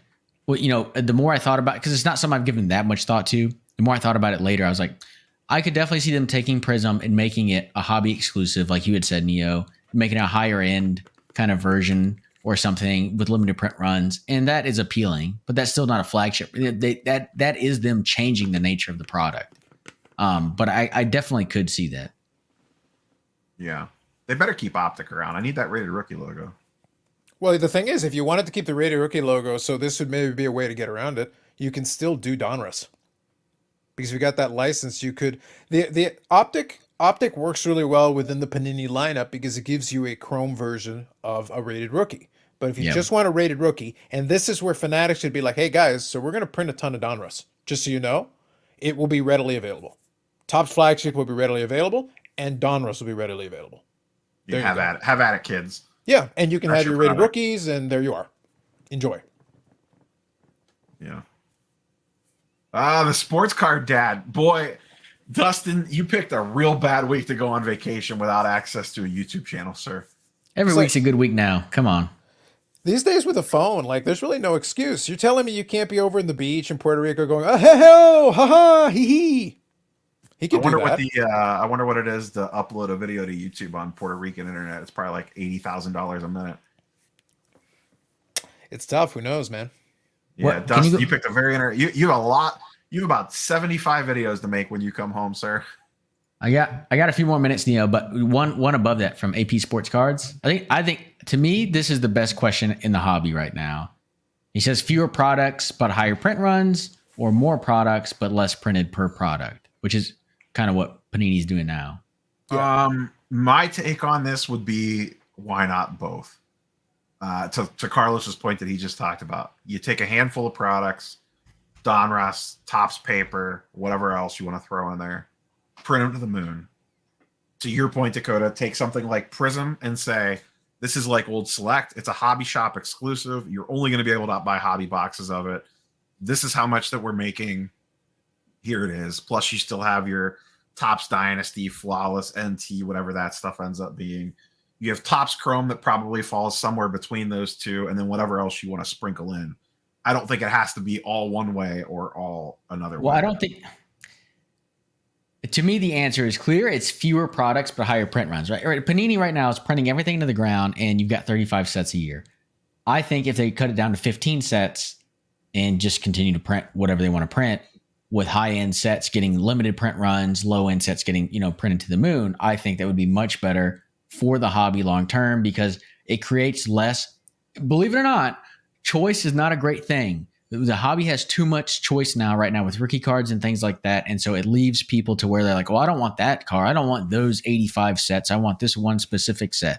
And they printed them all so high, it doesn't even matter. People can go find it cheap. If you cut the sets down, people are going to have to focus on the 2-3 sets they like, and it's going to drive demand up for those sets. Obviously, it's still going to be printed high, so prices we'll see, but at least it keeps demand kind of consolidated to a specific sets. I do agree with that. We definitely don't need 35 products. I would be perfectly fine if it was 15, like you said. 5 of them are printed into the ground. 5 of them are somewhere in the middle, and 5 are, your high end. Well, that's what. So that used to be how it was when we had the multiple manufacturers that were independent manufacturers.